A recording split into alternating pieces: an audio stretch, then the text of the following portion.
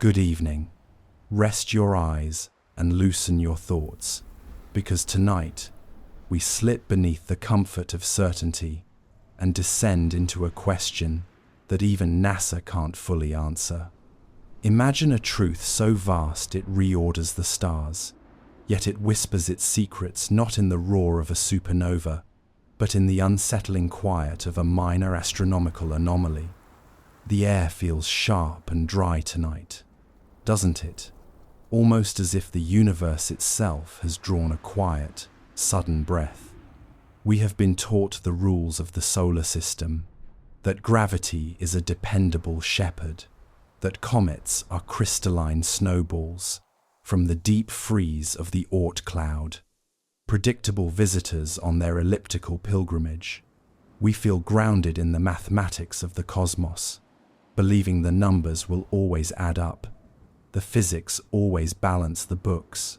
But what if one single object, barely a kilometer across, begins to ignore the script? What if one seemingly insignificant grain of dust and ice from the night sky refuses to follow the cosmic etiquette we have meticulously mapped out for it? This is the quiet paradox of the object designated 3I Atlas, a visitor from interstellar space.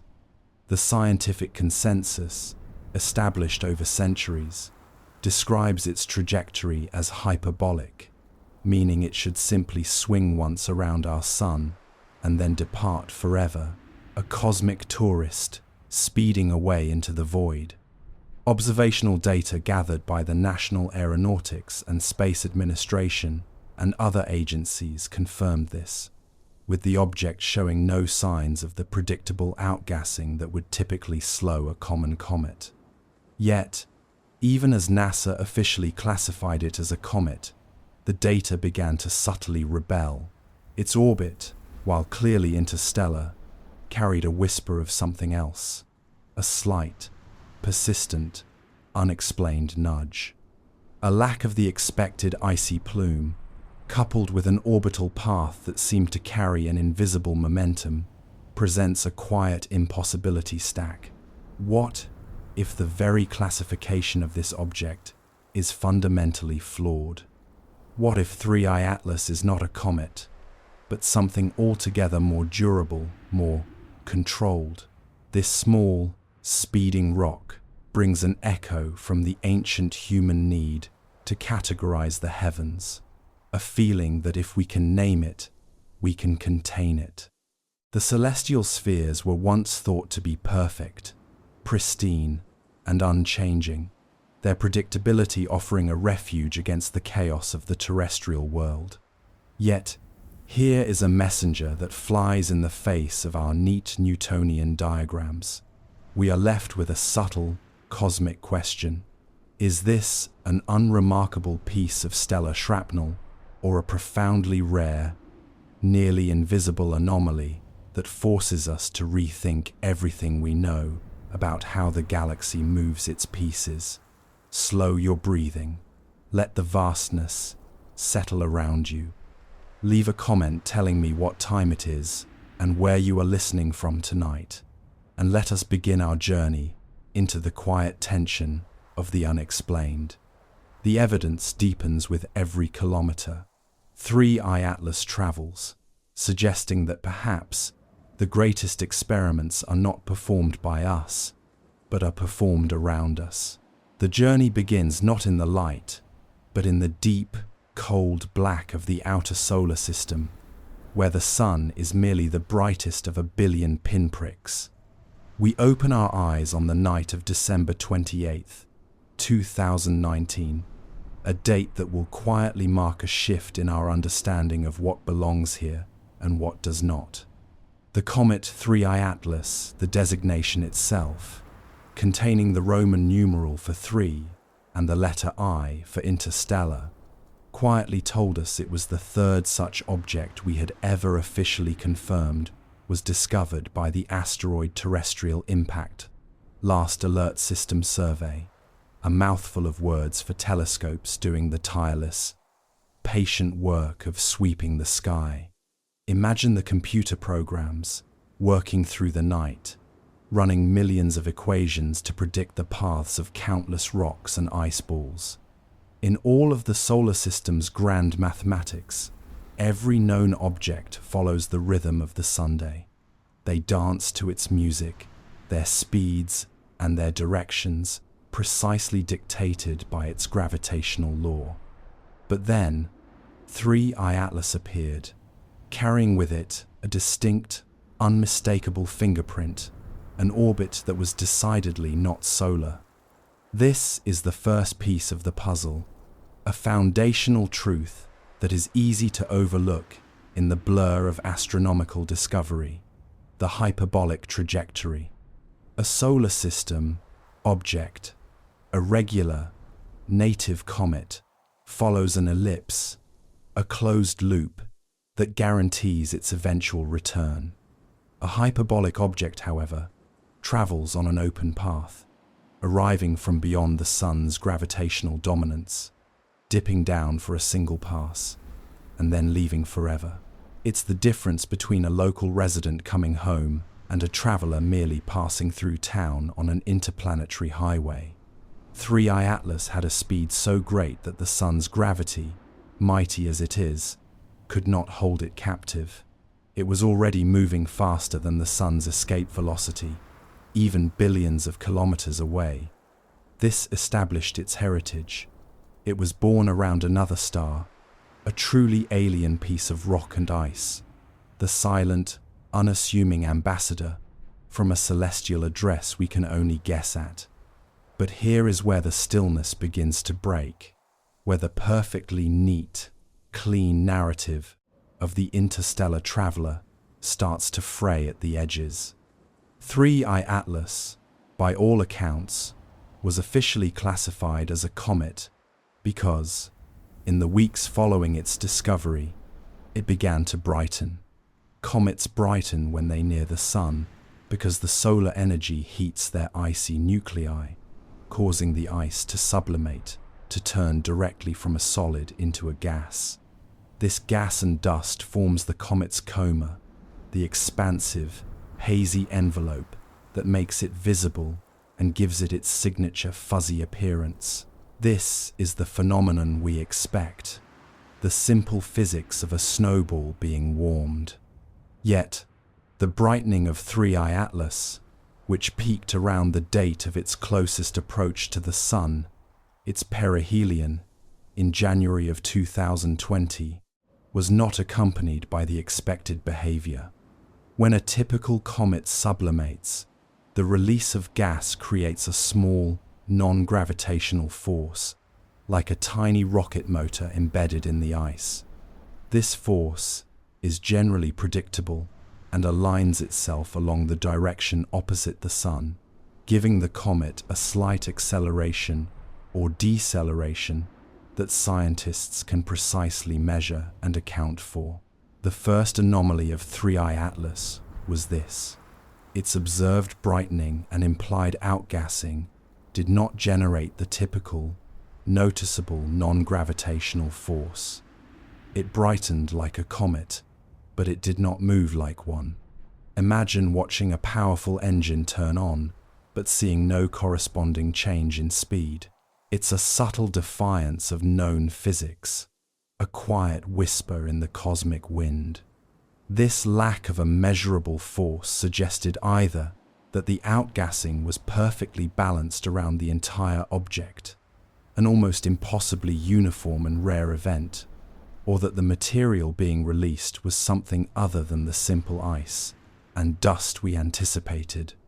This brings us to the second anomaly, a detail that deepens the mystery and leads us closer to the central question of the video. The object appeared to fragment. In the weeks after its perihelion, observations confirmed that the nucleus, the solid body at the core, had broken apart into several distinct pieces. For a native solar system comet, this happens because of the thermal stress and rotational forces, as the volatile material is violently expelled. It is dramatic, messy, and generally follows the rules. But 3I Atlas broke apart with a disconcerting quietness, and the pieces, once separated, showed surprisingly little change in their collective trajectory. They seemed to possess a structural resilience that defied the fragile nature of a typical comet nucleus. It was as if a handful of soap bubbles, upon bursting, suddenly retained their original speed and direction as smaller, individual spheres.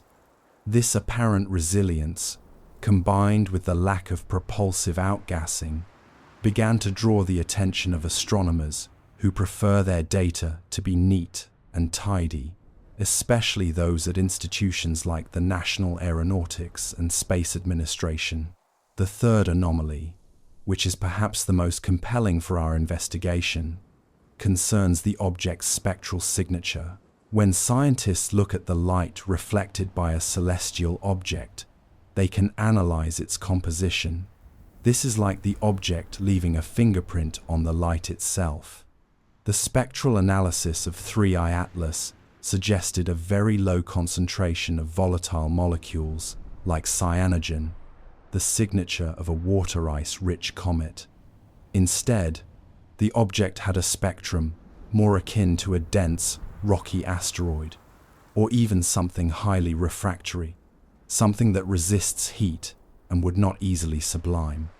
The fact that it brightened suggested a release of gas, but the spectral data suggested there was no gas to release. This is the ultimate contradiction, a thing that acts like a comet, but is built like a rock, and moves without the expected physics of either. This quiet, persistent defiance of established expectation is the kernel of the mystery. We are left with a mythological echo here, an echo that stretches back to the ancient Greeks. They believed the cosmos was divided into two realms, the perfect, unchanging heavens and the chaotic, mutable earth. Comets, appearing without warning, were seen as omens, as perfect objects that had somehow been contaminated, or as messengers sent to disrupt the perfect order. 3I Atlas is a modern-day celestial omen, not of doom, but of disorder. It is disrupting the perfect mathematical order of our current celestial model. When Dr.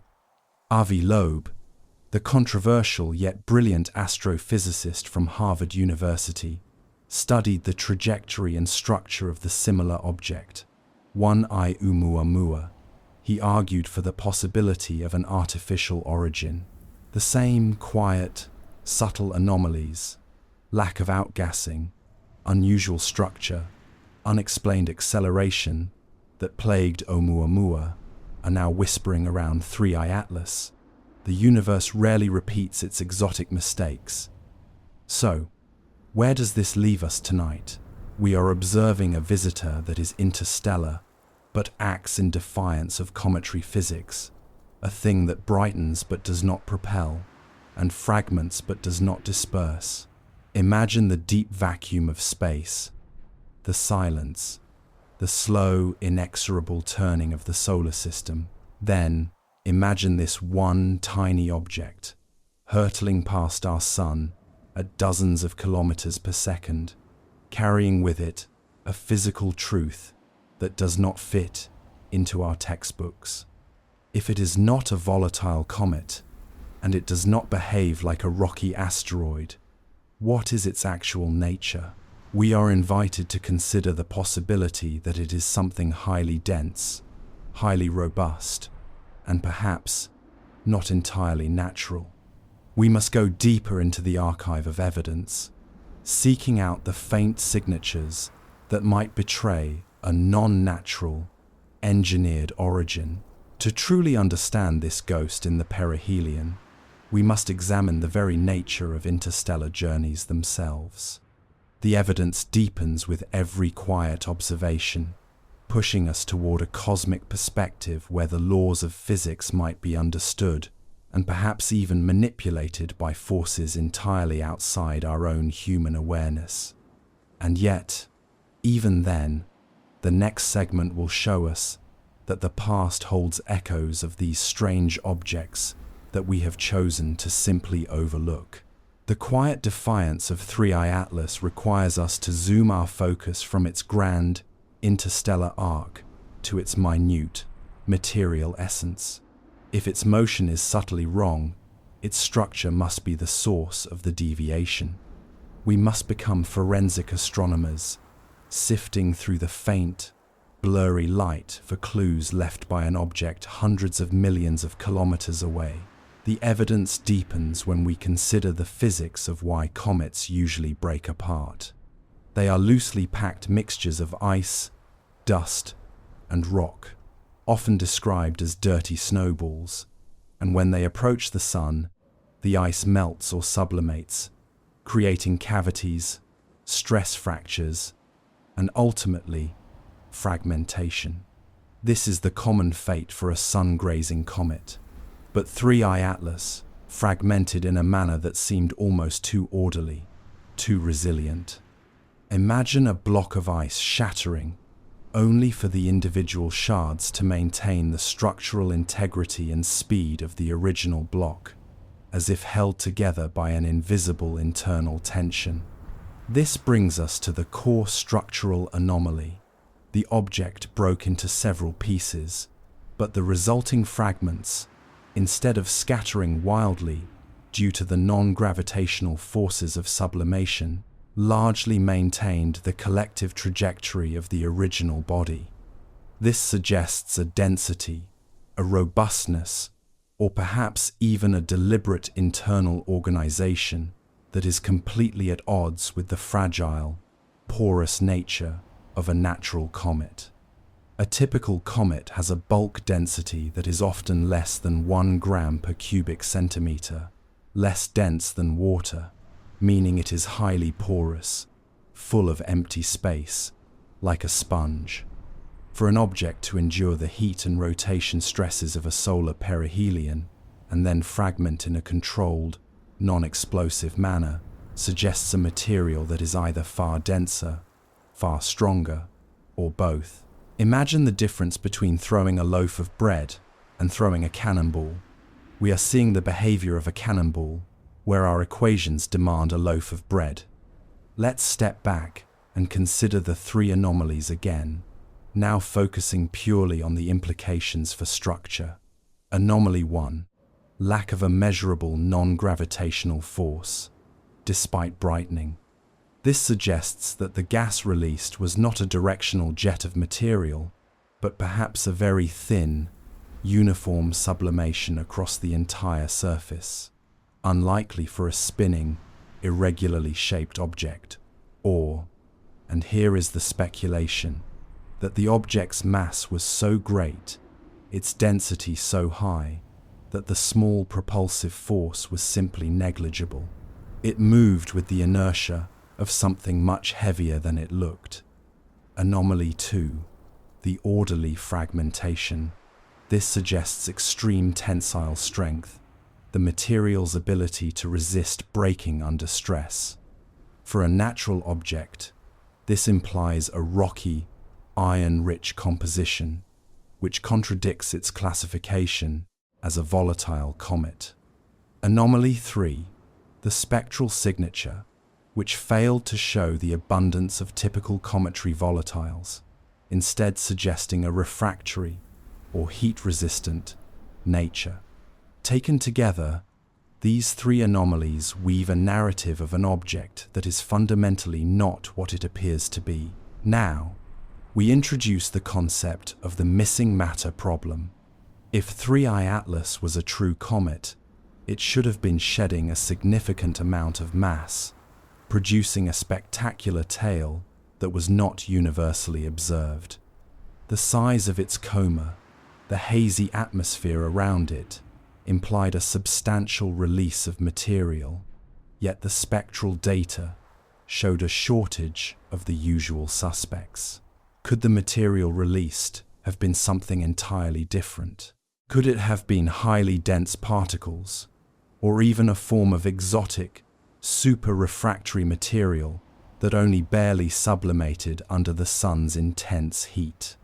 Consider the possibility that the surface of the object was made of an exceptionally tough, dark, and heat-resistant compound, a carbonaceous chondrite, for instance, which protected a small, inner core of volatile ice. The breakup, in this scenario, might not have been a natural catastrophe, but a catastrophic failure of an outer shell, revealing a small, unstable core. The orderly, non-propulsive fragmentation then becomes even more puzzling. This is where the idea of the object being non-natural begins to enter the conversation, not as science fiction, but as an uncomfortable hypothesis demanded by the data. If a natural body defies three distinct physical expectations, momentum, structural integrity, and chemical composition, we must at least consider the possibility that it is not a natural body. Imagine an object deliberately engineered to withstand the rigors of interstellar travel, a journey that might last millions of years. This object would need a dense, radiation-shielding outer layer, a robust internal structure, and a way to manage temperature extremes. What we see as anomalies might simply be the required features of an interstellar probe. The fragmentation, for example, could be interpreted as a deliberate shedding of material, a deployment of smaller units, or perhaps the failure of an artificial shell meant to contain an internal system. The sheer velocity of 3I Atlas reinforces this idea of resilience. It arrived in our solar system at a speed of approximately 26 kilometers per second, a truly staggering velocity that speaks to its origin outside our star's pull. The fact that an object of mere hundreds of meters across could survive a multi-million-year journey through the interstellar medium with its constant bombardment of high-energy cosmic rays, interstellar dust, and gravitational tides, and remain intact to arrive at our Sun, suggests a degree of material hardiness that is rare even among the most resilient terrestrial materials. The planet doesn't keep a diary, but the object itself is a record of its journey. If it were a fragile comet, the deep space equivalent of a glass bottle on the ocean, it should have been eroded, shattered, or vaporized long ago. Its mere existence here, in the night sky, on the date of January 20th, 2020, suggests a tenacity that defies the odds. This takes us to a philosophical reflection. We search the skies for signals, for great, sweeping radio waves that scream, "We are here." But what if the first signs of intelligence are not a shout, but a whisper? What if they are simply the debris, the quiet derelicts, the discarded technology of a civilization that has long mastered the art of interstellar navigation? 3I Atlas, with its subtle, perplexing movement, its quiet structural integrity, and its contradictory composition, begins to look less like a cosmic mistake and more like a cosmic artifact. We look up at the stars and see perfection, but perhaps perfection is just physics we have not yet understood, and the flaws we see, the anomalies, are the evidence of design we have not yet recognized. The scientific community, including observational teams at the European Space Agency and other global partners, continue to model the object's post-fragmentation behavior. They attempt to fit the broken pieces back into the neat box of known physics, perhaps a rotational burst, a peculiar composition of super-volatile nitrogen ice, or an extremely elongated shape. But each explanation introduces new, equally improbable conditions. The simplest explanation, the one that makes the fewest assumptions about new, exotic physics, is often the one we should favor. But in this case, the simplest explanation, a natural comet, requires us to stack improbability upon improbability. We are forced to consider the profound implications of the alternative, the movement of the pieces, the subtle, enduring nature of the core. It all points to a high degree of organization. This realization, this quiet sense of being observed by a derelict, or a marker, or a piece of advanced detritus, should bring a sense of profound, tranquil awe. The cosmos is not just cold rock and ice. It is a repository of history far deeper and more curious than we had ever dared to imagine. As we let the implications of an engineered structure settle in the quiet of the night, we must turn our gaze from the theoretical to the historical. We must ask, has this kind of quiet anomaly ever been recorded before? To understand the evidence deepening around 3I Atlas, we must look to the echoes from the past, for the universe often uses the same strange script. To truly grasp the significance of 3I Atlas, we must consult the forgotten chapters of astronomical history, searching for patterns that repeat across vast gulfs of time and space. The universe, like an old storyteller, often uses the same thematic structures, slightly tweaking the details for each new generation. We are looking for echoes, objects that displayed similar anomalous behavior, objects that defied the neat, clean classification of comet or asteroid, only to be quietly filed away as observational errors or statistical outliers. We are searching for the forgotten visitors. Imagine the dusty archives of the world's great observatories, spanning hundreds of years, filled with the meticulous notes of patient, dedicated astronomers, often working with crude, handmade instruments. Hidden within these records are the anomalies that predate our modern scientific consensus. Our search leads us first to the Great Comet of 1843. This comet, which put on a spectacular daylight show visible to the naked eye, was a sungrazer, passing incredibly close to the sun, surviving a transit that should have utterly vaporized it.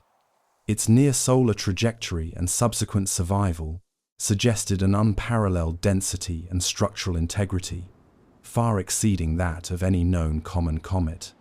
Astronomers at the time were baffled by its ability to resist the solar fire and tidal forces, an anomaly that has never been fully explained by simple cometary physics. An exceptionally large size was suggested, yet the size alone does not account for the seemingly non-destructive transit. This is anomaly number 1 from the past, an inexplicable resilience to extreme solar conditions, mirroring the inferred hardiness of 3I Atlas. Next, we look to the Tunguska event of 1908. This was not a confirmed cometary object, but a sudden, massive explosion over a remote forest in Siberia that flattened over 2,000 square kilometers of trees. The key anomaly here is the lack of an impact crater and the lack of meteorite fragments. Most scientists now agree it was likely a small, rocky asteroid or a highly volatile comet that exploded in the atmosphere, never reaching the ground. But the energy released was equivalent to a large nuclear weapon, and the question of what kind of object could deliver such a massive energetic punch while leaving no solid trace remains a subtle mystery. The object seemed to have been completely, utterly vaporized, leaving behind only the evidence of its destructive wake. For our comparison, this is anomaly number 2 from the past, a volatile or non-solid entity that nonetheless possessed tremendous structural integrity in the upper atmosphere, only to dissipate without physical trace, a profound echo of the difficult-to-classify nature of 3I Atlas's material. Finally, we arrive at the historical accounts of disappearing comets. Throughout the 17th and 18th centuries, there are scattered but consistent reports of comets that were tracked, observed over several weeks or months, and then, without the expected spectacular breakup or departure, simply faded into nothingness. They did not simply move out of view, their light diminished, rapidly and unexpectedly. While many of these instances can be chalked up to poor instrumentation or a rapid release of all volatile material, the sheer speed and completeness of the disappearance in several documented cases remains statistically perplexing. This is anomaly number 3 from the past, an unexpected, non-explosive, rapid loss of visibility and structure, again pointing to an object that defies the typical, slow-burn disintegration of a native comet. The mythic link here stretches back not just to the Greeks, but to the indigenous peoples of the Americas, who often saw comets as star people or messengers, sometimes benign, sometimes dangerous, but always existing outside the natural order of the predictable, circling planets. In the Navajo tradition, the stars and planets followed certain rules, but objects, like comets and meteors, were seen as things that were sent travelers with a purpose. This resonates with the idea that the anomalies we see in 3I Atlas and its historical predecessors are not mistakes in physics, but evidence of an origin with an intent that we cannot yet decipher. Let's re-examine the structural data of 3I Atlas in the context of these echoes. If the Great Comet of 1843 showed inexplicable resilience, and the Tunguska object showed a strange combination of strength and volatility, what does that imply for 3I Atlas? It suggests that the interstellar medium is not merely a highway for snowballs, but a vast reservoir of highly engineered or uniquely resilient objects. Dr. Avi Loeb, whom we mentioned earlier, has consistently championed the idea that our solar system is a kind of celestial port and that we are seeing the equivalent of discarded maritime debris, the interstellar equivalent of a discarded bottle or a buoy. If that is the case, these 3 historical anomalies, the resilient sungrazer, the invisible bomb, and the rapidly disappearing comets, take on a new character. They become a pattern. Think of it. The probability of a civilization achieving true interstellar travel is low, but the time over which it can occur is vast billions of years. Therefore, even an infinitesimal probability multiplied over cosmic time guarantees that our solar system will eventually be visited or passed by the debris of countless, long-dead civilizations. These echoes from the past, once seen as one-off oddities, now become a cumulative, statistical argument for the presence of non-natural objects.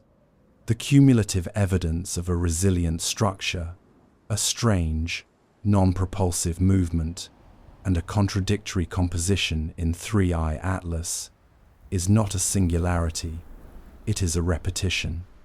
This sense of repetition, of a cosmic pattern repeating itself across centuries, is where the gentle tension resides. It's the feeling of recognizing a face in a crowd that you know you've never met, but which feels deeply familiar. Where are you listening from tonight? Take a moment to imagine the ceiling above you, and then the dark sky, and then the thousands of years of human observation stretching back into the dust. We are not the first to gaze upon an object that defied the rules. Our ancestors saw similar signs and connected them to myth and story. We, with our powerful computers and our precise mathematics, now see the same object and struggle to fit it into our equations. Our struggle, in its way, is a modern myth, the struggle between the known laws of the universe and the unknown possibilities of the multiverse. The mystery of the resilient, non-propulsive nature of 3I Atlas, combined with these historical echoes, quietly forces us toward a necessary shift in perspective, the cosmic zoom. We must move from the Earth-centric, solar system-centric view to a truly grand perspective, where our star is just one of 400 billion in the Milky Way galaxy. Only then can we truly begin to comprehend the probabilities and the implications of an object that has traveled for epochs to arrive on our doorstep. The echoes from the past serve as our gentle warning.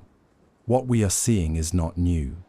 It is merely being observed with far greater precision than ever before, and its quiet, subtle defiance continues to push us toward an uncomfortable truth about our place in the cosmic story.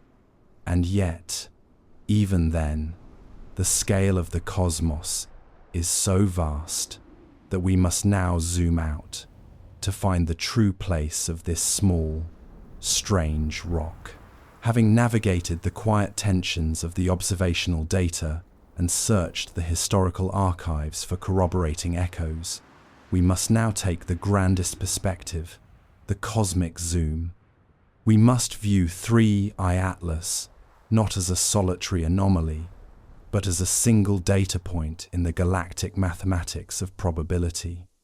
This is where the sheer scale of the universe begins to act as a profound, silent philosopher. The Milky Way galaxy contains approximately 400 billion stars. Our observable universe contains an estimated 2 trillion galaxies. The numbers quickly become too vast for the human mind to process, transforming from mere quantity into a kind of gentle, overwhelming awe. The timescale is equally staggering. Our galaxy has been in existence for around 13 billion years. This is the stage upon which we must place our small, mysterious, interstellar visitor. In this cosmic perspective, the arrival of 3I Atlas and its predecessor, 1I Oumuamua, is statistically inevitable. The Oort cloud, the vast, spherical shell of icy debris surrounding our solar system, is constantly being perturbed by the gravitational tides of passing stars. These perturbations kick countless comets out of our solar system and into interstellar space. By the principle of reciprocity, this means that every other star system in the galaxy is doing the same. Therefore, the interstellar medium is not an empty void. It is a great, flowing river of stellar debris, countless numbers of rocks and ice balls ejected from star systems across the galaxy, traveling for millions of years.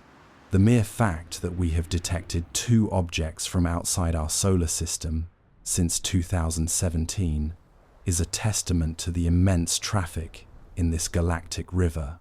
But here is where probability turns back toward the anomaly. The universe is incredibly old, and life, based on what we see here on Earth, began almost as soon as conditions allowed. The paradox known as Fermi's paradox asks a simple question. If the universe is so vast and so old, where is everybody? Why have we not found any definitive signs of technological life?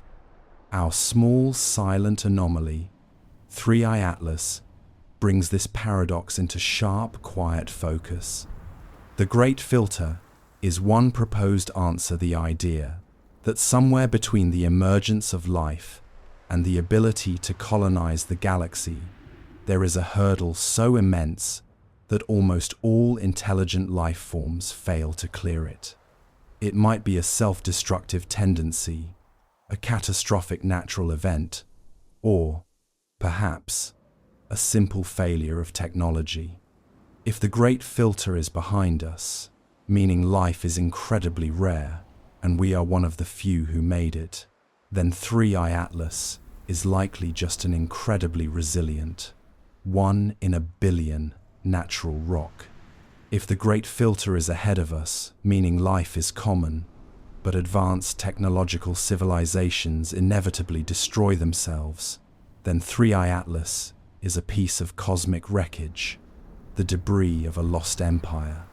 Its strangely ordered fragmentation and robust structure begin to look less like a comet and more like the equivalent of a spacecraft hull, designed to shield something precious or dangerous over unimaginable spans of time.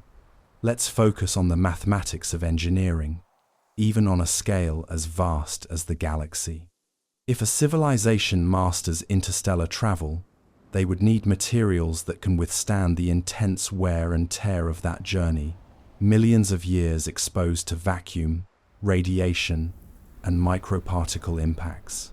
The lack of typical volatile ice in the spectrum of 3i Atlas, its resistance to disintegration, and its non-propulsive movement all point to a deliberate, high-density construction.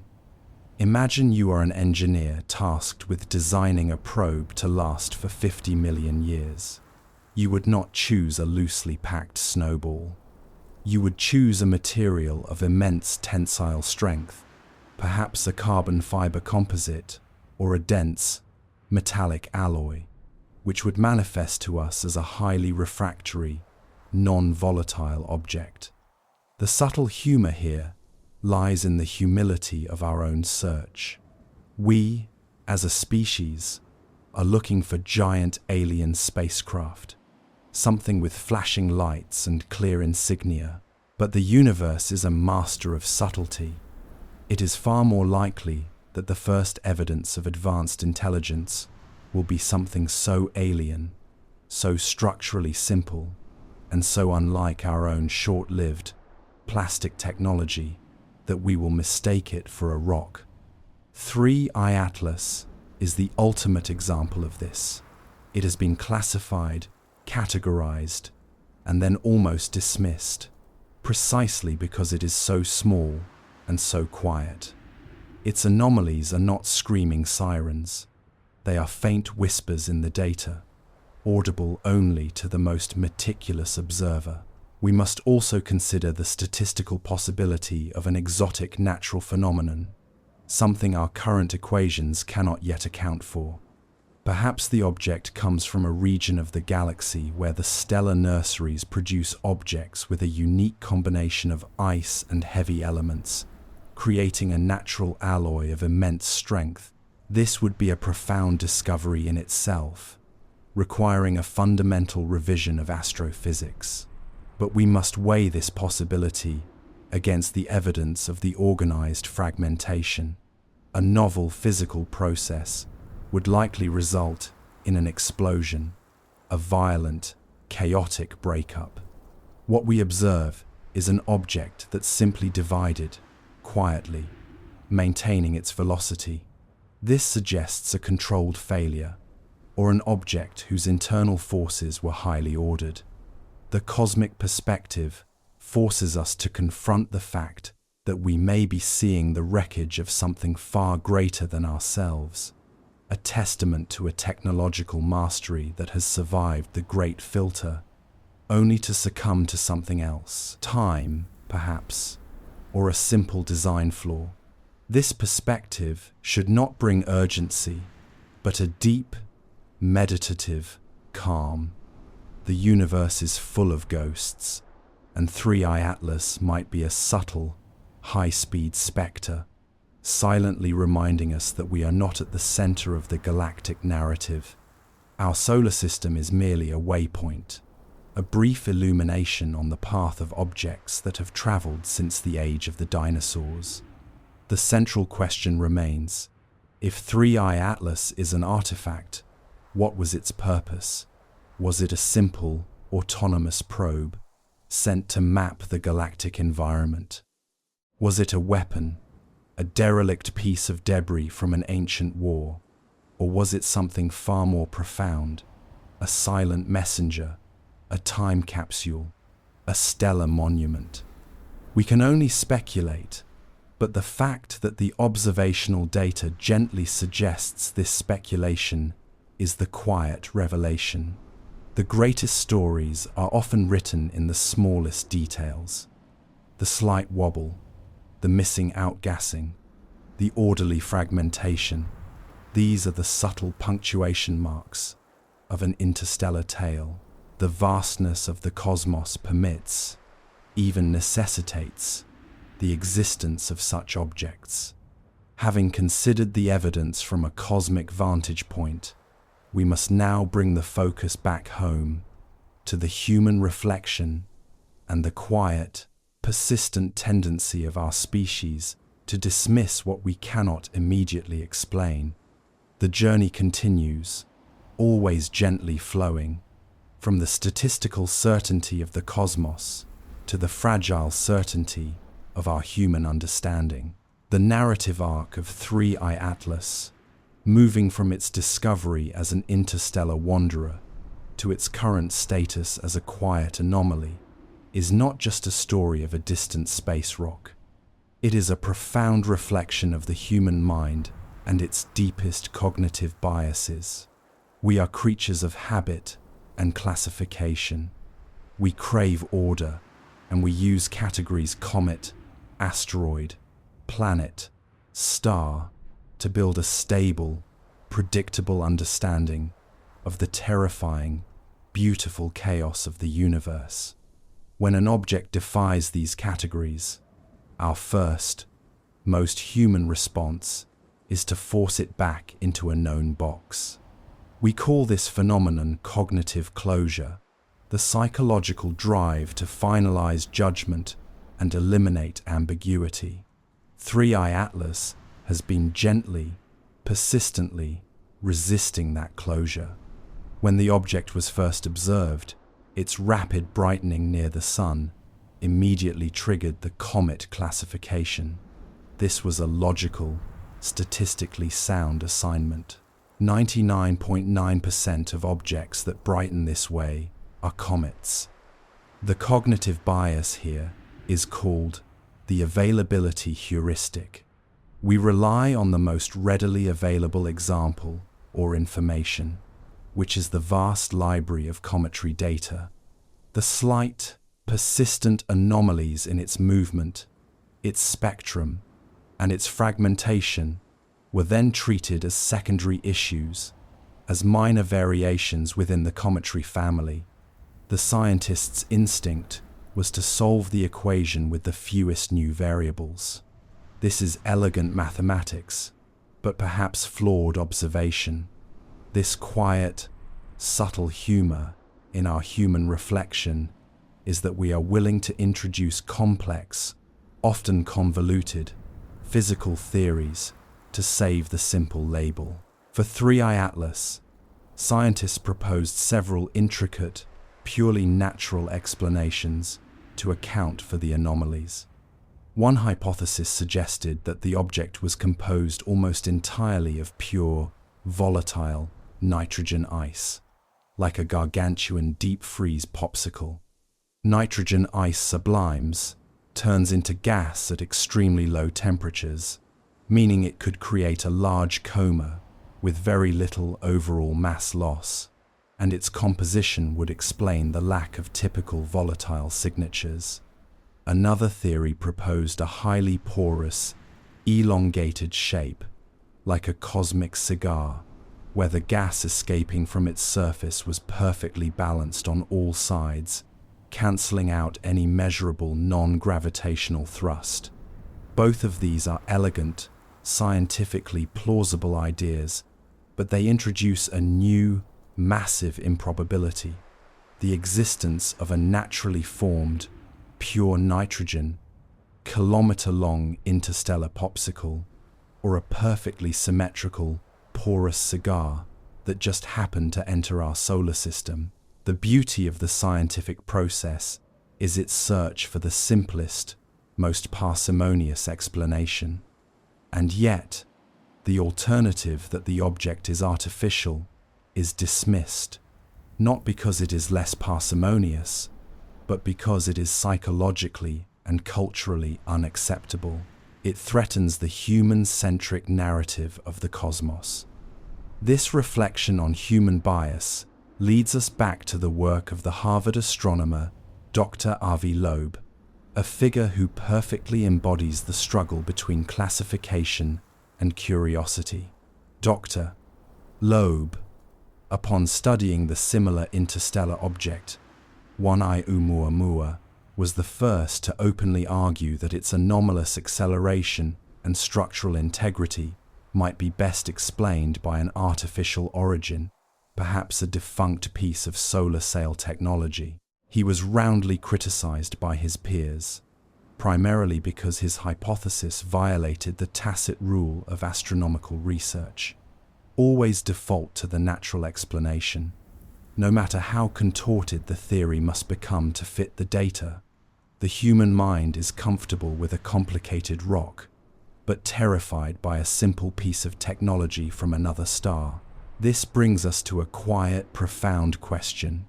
What is the cost of our cognitive bias?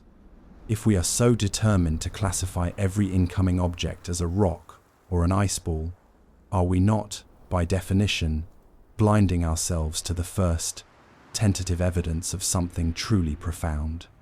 The observation of 3I Atlas on October 29th, 2025, a theoretical future date where its post-fragmentation behavior is still being analyzed, might show continued, subtle acceleration or a complete lack of the expected deceleration from drag. If the numbers refuse to add up even years later, the human resistance to the artificial hypothesis becomes not just a matter of scientific debate, but a potential failure of imagination. Imagine you are standing on a remote beach. You see a perfectly smooth, perfectly round sphere of stone. You classify it as a naturally tumbled river rock. But then, you notice a small, faint, perfectly uniform inscription carved into its surface. Most people would still prefer to believe the sphere is natural and the inscription is a bizarre, random scratch. Only when the inscription forms an undeniable pattern, a language, do we permit the idea of it being artificial. 3I Atlas is currently a sphere with a faintly inscribed pattern, the pattern of 3 anomalies. Our reluctance to read that pattern is our great human reflection. The philosophical reflection here is about the nature of wonder itself. True cosmic wonder should embrace the entire spectrum of possibility, from the most mundane natural process to the most incredible artificial creation. To dismiss one simply because it frightens our established worldview is to diminish the wonder. The human journey has always been characterized by a quiet humility in the face of the unknown. Our ancestors survived soup that might kill you, metaphorically speaking, because they were willing to taste what was new. We, with our vast scientific knowledge, have the intellectual tools to consider the non-natural. Yet we cling to the comfort of the familiar. This journey into the human reflection is an invitation to gentle, self-aware skepticism. When you read a news report that definitively states 3I Atlas is just a comet with a peculiar composition, allow a small, quiet space for doubt. Ask yourself, is this classification based on the evidence or based on the comfort of the familiar? The evidence deepens with every kilometer the object travels, confirming its structural resilience and its non-conformity. But the human mind's resistance to the simple, radical possibility that we have been visited by a piece of technology is the final anomaly we must overcome. To move past this, we must transition from the rational to the mythic and confront the possibility of the ultimate silence. The greatest stories often lie in the gap between what we expect and what is actually there, and that gap is where the human reflection truly begins. Let us now move toward the final, most profound stage of our contemplation, the great silence. The quiet, strange passage of 3I Atlas acts as a vast, dark mirror, reflecting our deepest human desire and our most profound fear. The desire is for connection, the hope that we are not a solitary accident in this incomprehensibly large cosmos. The fear is the opposite, the terrifying, beautiful realization that we may be utterly alone, the only intelligence in a galaxy of hundreds of billions of stars. This is the existential heart of the 3I Atlas story, the reason the quiet details of a distant, speeding comet have captured the global imagination. The public reaction to the story is a testament to this deep, shared human hunger for answers. People are fascinated by the idea of interstellar visitors, the notion that something from another star system is passing through our neighborhood. When you add the possibility, however remote, however quietly debated, that the object might be artificial, the fascination turns into a quiet, global obsession. Professor Loeb has received thousands of messages from people across the world, all sharing a common thread, a desperate need to know: is it natural or artificial? Are we alone or not? What does this mean for humanity? This is where the scientific process meets the profound impatience of the human soul. Science is slow.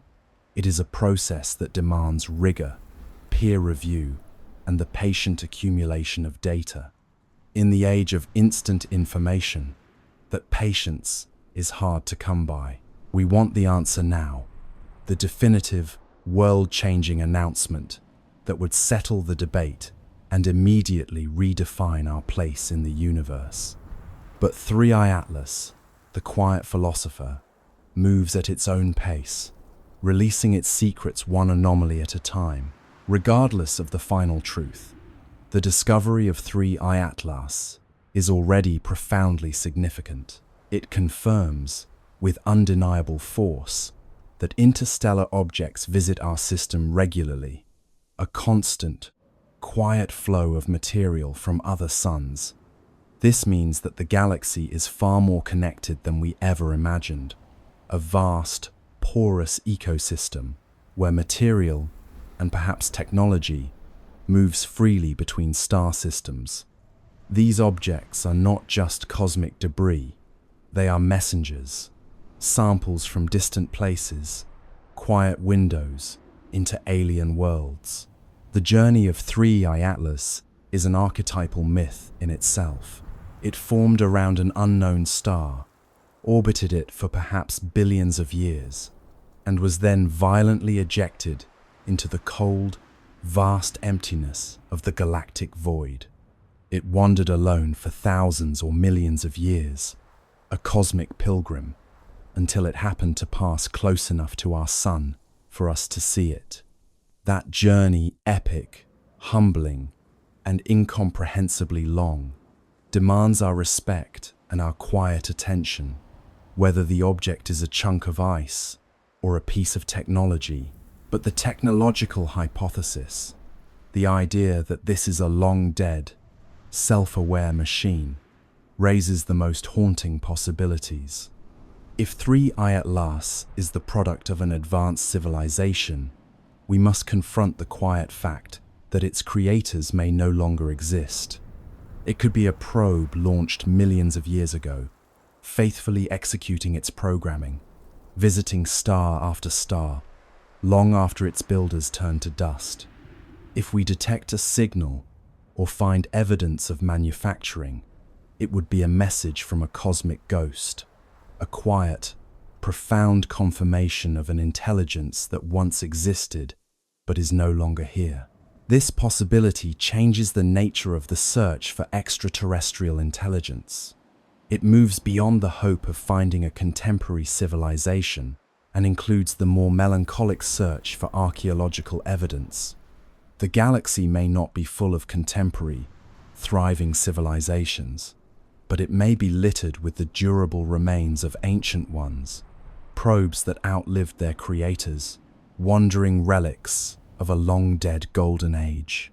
The entire episode has also quietly highlighted the ongoing tension between scientific exploration and institutional control.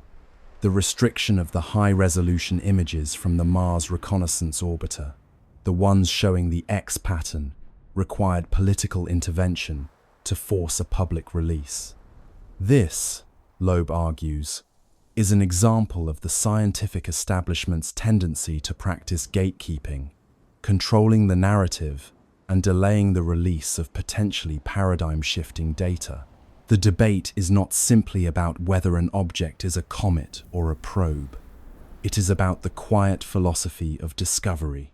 Should we prioritize the conservative, comfortable explanation that preserves the current worldview, or should we embrace the radical possibility that forces us to change our mind?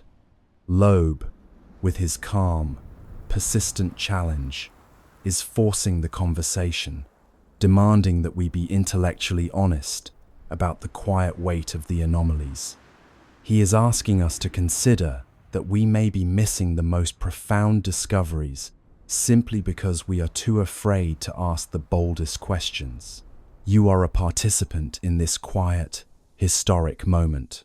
As we move toward December 19th, 2025, the day of closest approach, the intensity of the observation campaign will only increase. Every major telescope is watching. The final, most crucial data is about to be gathered. If 3I Atlas suddenly changes course, if it transmits a signal, if it releases another, more obvious component, the news will be undeniable. But what if it does nothing? What if it simply continues on its hyperbolic path, a majestic, confusing chunk of ice and rock? We will have learned that the universe is far stranger than our textbooks allow, and that the natural world is capable of profound, beautiful complexity. That, too, is a quiet, profound revolution. The quiet tension will remain until the final data is analyzed. We must now turn our attention to the physical evidence that led to the search for these technological signatures. We must delve deeper into the nature of the X pattern itself, exploring the subtle geometries that make the high-resolution images so highly sought after. It is in the light and shadow of that distant, puzzling X that the final, quiet truth may be hidden. The next anomaly in the quiet profile of 3I Atlas speaks less of active propulsion and more of inherent structural integrity. Imagine, for a moment, a simple, spinning top, perfectly balanced, rotating with smooth, unwavering grace. That stability is what we observe in 3I Atlas. The object rotates once every 16.2 hours. This is considered a relatively fast rotation for an object of this size, and yet, the rotation is remarkably stable. There is no wobbling, no tumbling, just a smooth, steady spin. For a natural object, particularly a comet that is actively outgassing, venting material from its surface, and losing mass through vaporization, you would expect profound instability. The sudden asymmetrical bursts of gas and dust act as tiny, chaotic thrusters, which should perturb the rotation, causing the object to wobble or tumble like a poorly balanced tire. But 3I Atlas is spinning like a well-balanced wheel.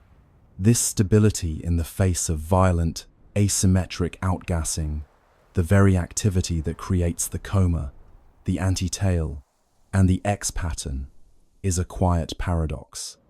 It suggests a degree of internal rigidity that is uncharacteristic of a loosely bound cluster of ice and rock. This is one of the profound, quiet lessons of 3I Atlas. The universe is not always in a hurry to reveal its secrets.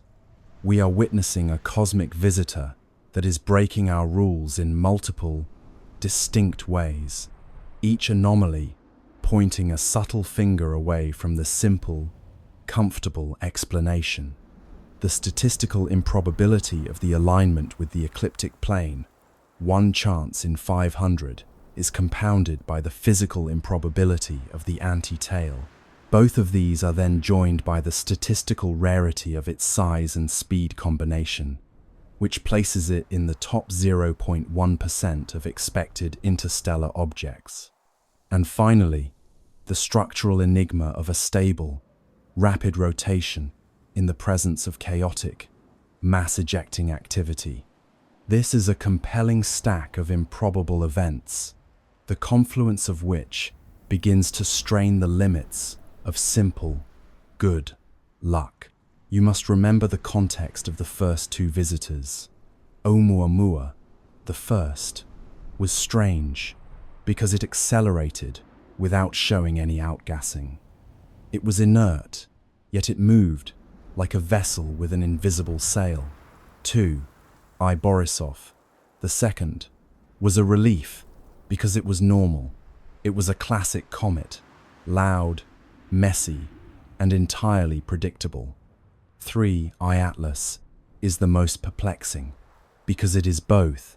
It has the messy comet activity of 2 Borisov, but it has the perplexing, non-natural, structural anomalies that recall the quiet mystery of Oumuamua. It has taken the unsettling features of the first two visitors and combined them into a single, massive, fast-moving puzzle. The current observation campaign is unprecedented. NASA has mobilized more hardware than they have ever aimed at a single comet. The Hubble Space Telescope is taking the highest resolution images possible. The James Webb Space Telescope, the magnificent eye in the dark, is analyzing its chemical composition in extraordinary detail. They are trying to answer the foundational question: what is 3 Atlas made of? Is it the pure ice and rock of a normal comet? Or does its chemical fingerprint reveal an unusual composition, perhaps heavy metals or complex, engineered materials? Furthermore, a whole fleet of other spacecraft is involved in this great, quiet effort. The Transiting Exoplanet Survey satellite is monitoring its brightness. The SWIFT satellite is searching for any unexpected X-ray emissions. The Perseverance rover on Mars took images during the October flyby. The Europa Clipper, on its way to Jupiter, momentarily turned its cameras toward it. Even the Parker Solar Probe, which dives through the Sun's corona, is positioned to see it from a uniquely angled perspective. This quiet mobilization of resources over a dozen spacecraft plus ground-based observatories, all focused on one object, tells you everything you need to know about the perceived importance of this event. We are throwing everything we have at 3 Atlas because it is the best chance we have ever had to study an interstellar object up close. The proximity of the flyby to Mars, within 19 million miles, was the crucial factor. It was close enough for the Mars Reconnaissance Orbiter to resolve details, to measure composition, and to capture the subtle structure of the object, the very things that are impossible to discern from objects that stay farther away, like the two previous visitors. The entire world is now waiting for December 19th, the date of closest approach to Earth, at 270 million kilometers away. While still incredibly far, no danger to our planet, it is close enough to give every major telescope a clear, unobstructed shot.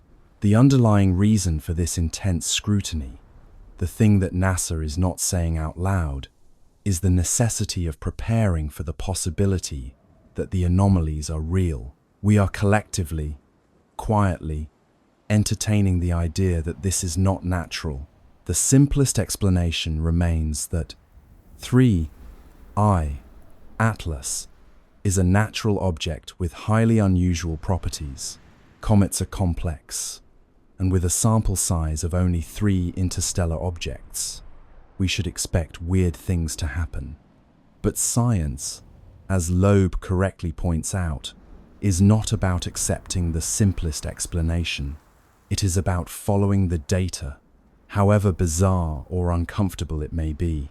And the data, in this case, is weird enough to warrant the most serious investigation, including the quiet, systematic search for a technological signature.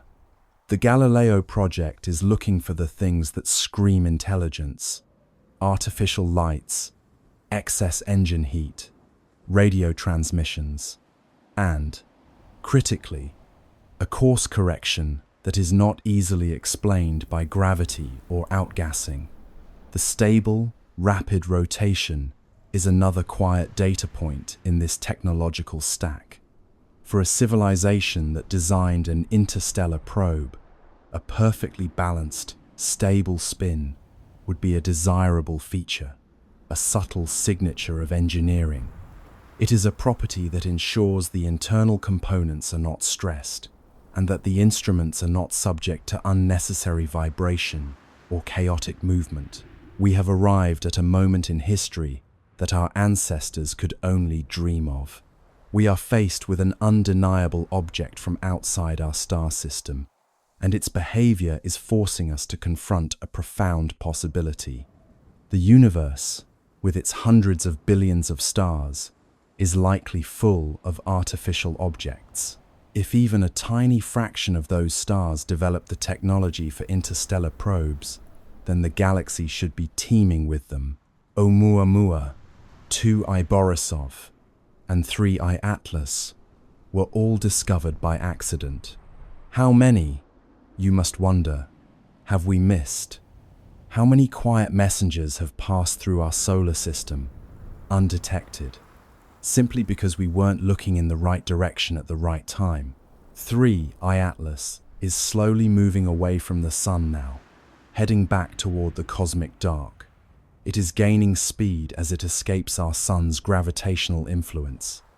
By the time it crosses the orbit of Neptune, it will be traveling at its incoming speed again, 221,000 kilometers per hour, 61 kilometers per second. At that speed, it will take about 20,000 years to travel a single light year. Its journey back into the blackness will be a solitary one. We do not know where it is going, as the forward trajectory does not point to any particular star. It will wander the vast emptiness between stars, a cosmic nomad. But we, the quiet watchers from the third planet, have a brief, profound window to understand its truth.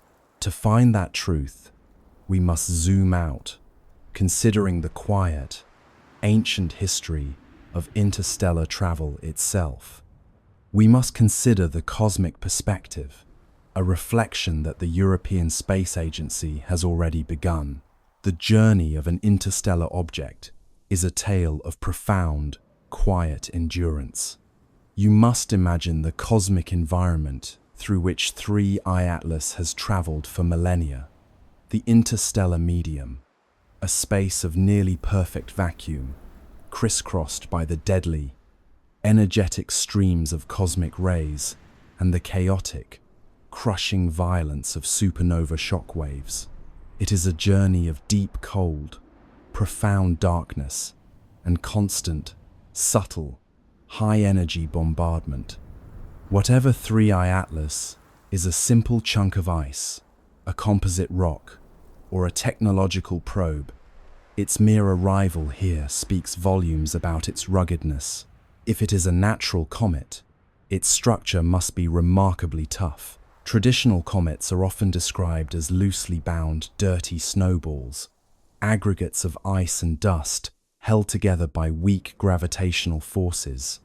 To survive a journey of millions of years through the vast, cold emptiness, avoiding catastrophic gravitational encounters and the corrosive effects of interstellar radiation, would require a composition far more robust than the comets born in our own solar system's Oort cloud.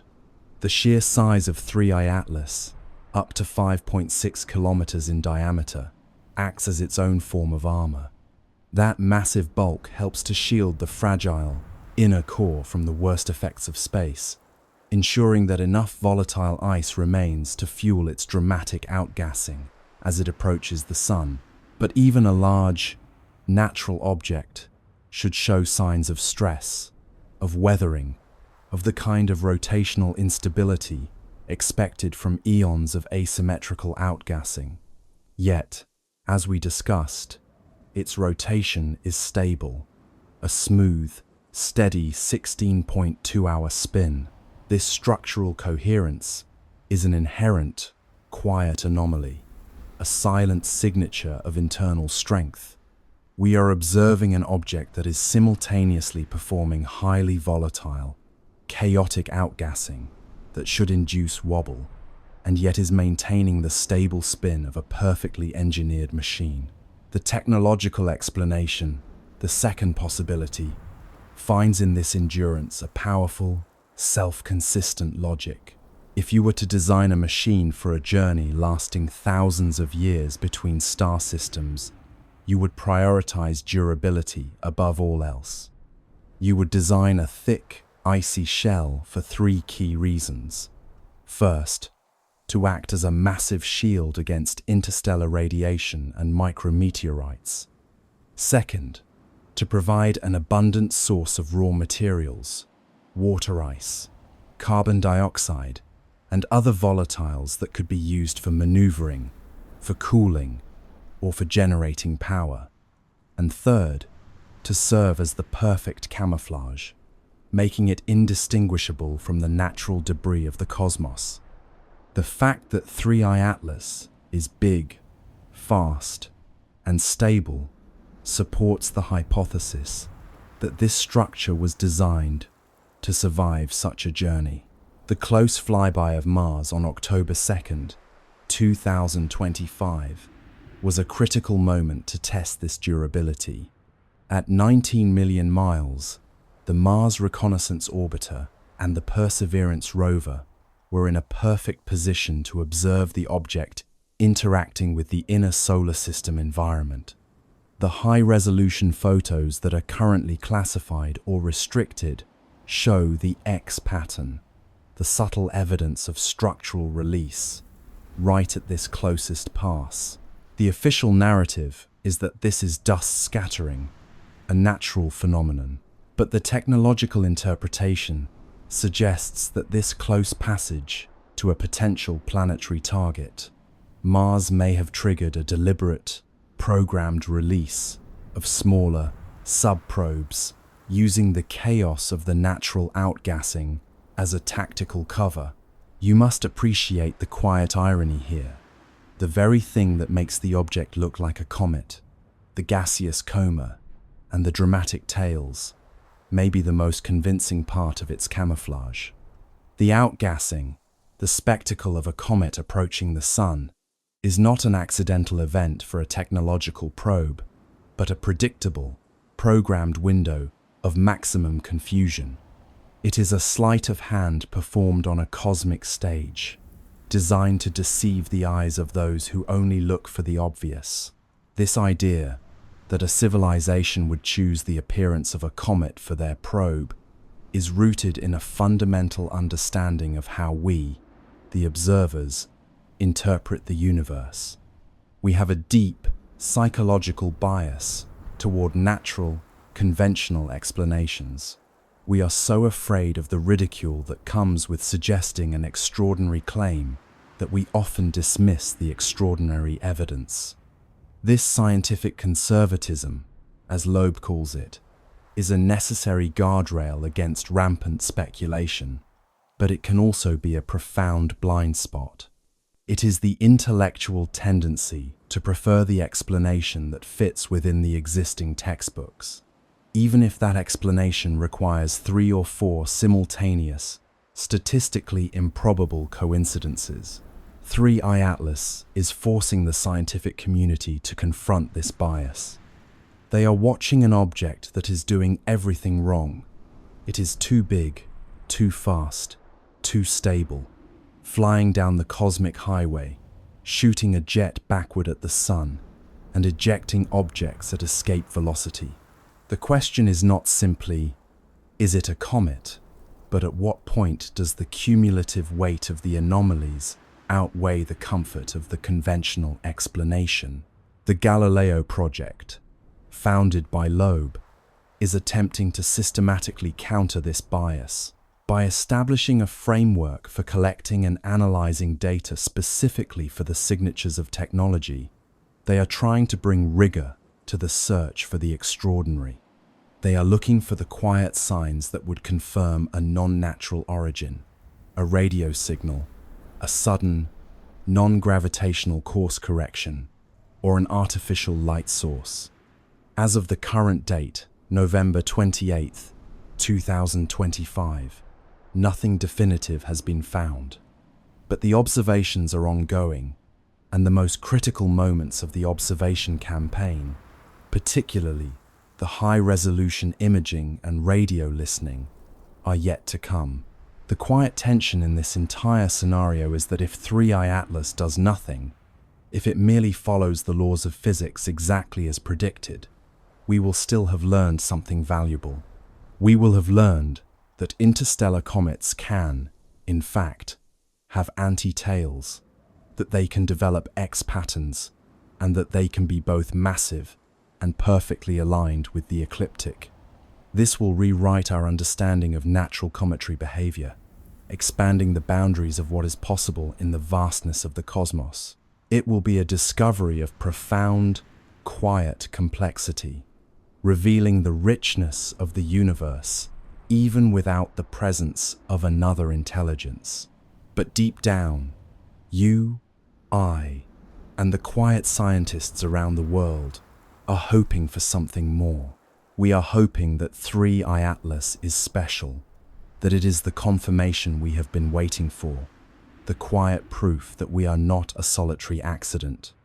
If we are not alone, if intelligence exists beyond Earth, then everything changes. Our philosophy, our understanding of life, our future as a species.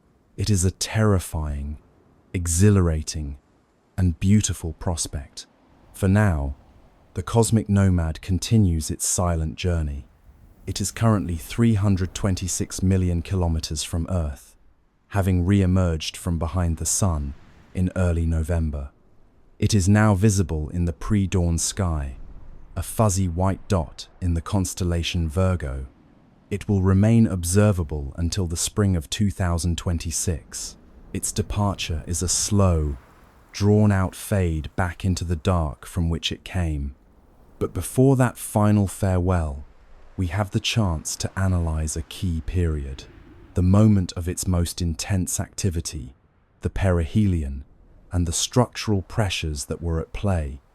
We must zoom in on October 29th, 2025, and reflect on the delicate physics of its inner solar system passage.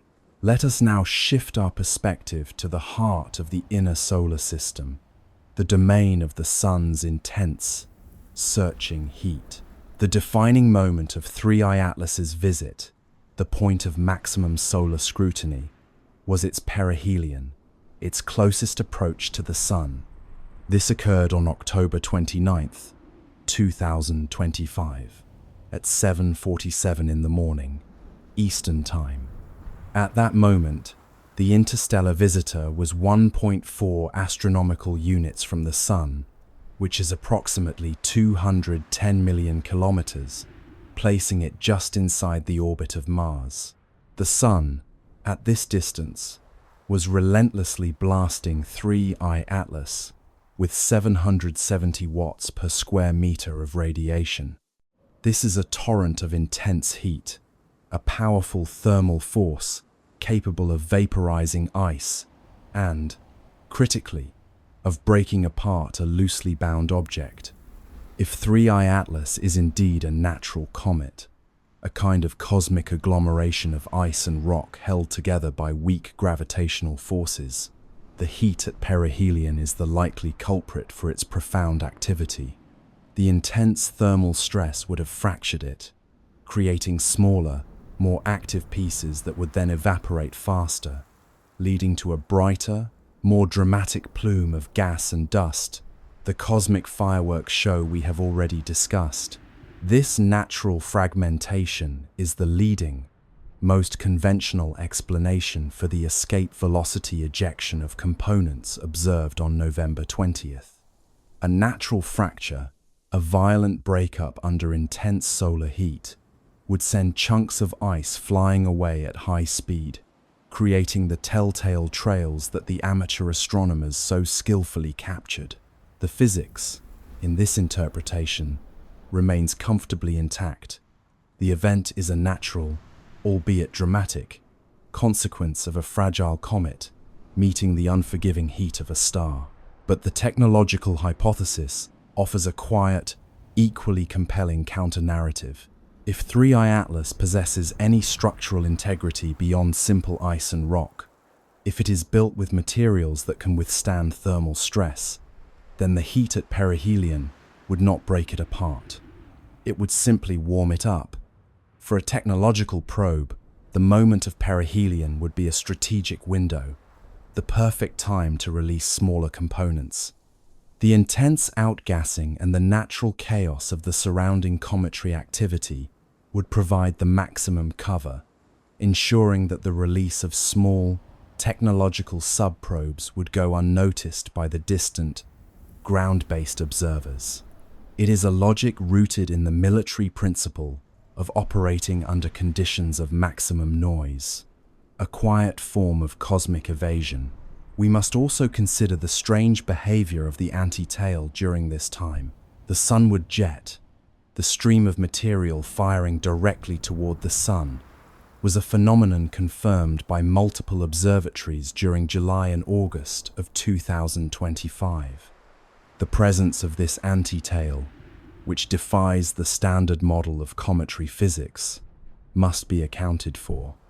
If it is simply massive dust particles, 100 micrometers across, as proposed by scientist David Jewett, then these heavy particles are following their own trajectory, unaffected by the solar wind that pushes lighter dust.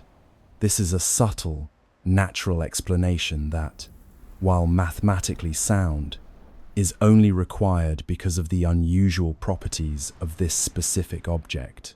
But what if the anti-tail is not dust at all? What if it represents a controlled jet, a brief, low-power directional thrust from a technological engine, perhaps using the vaporized ice of the outer shell as a propellant? In this scenario, the anti-tail would be a quiet, purposeful maneuver, a subtle course correction, or a deliberate test of the object's system, disguised as natural outgassing. This interpretation is, of course, highly speculative, but it is one of the possibilities that the scientific community must now consider, precisely because the natural explanations are so strained. The entire observation campaign, particularly the work of the James Webb Space Telescope, is focused on trying to determine the precise chemical composition of 3I Atlas.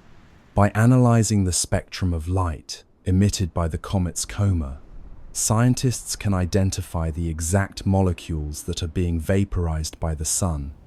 If the coma is composed of simple, expected cometary molecules, water, carbon dioxide, carbon monoxide, the natural hypothesis is strongly supported. But if the spectrum reveals the presence of unusual, heavy, or non-volatile elements, or if the distribution of those elements is non-uniform, it could suggest a manufactured core or a shell of unusual, engineered materials. This is the quiet, elegant beauty of science. The same event, the fiery passage, near the sun, provides the crucial evidence for both hypotheses.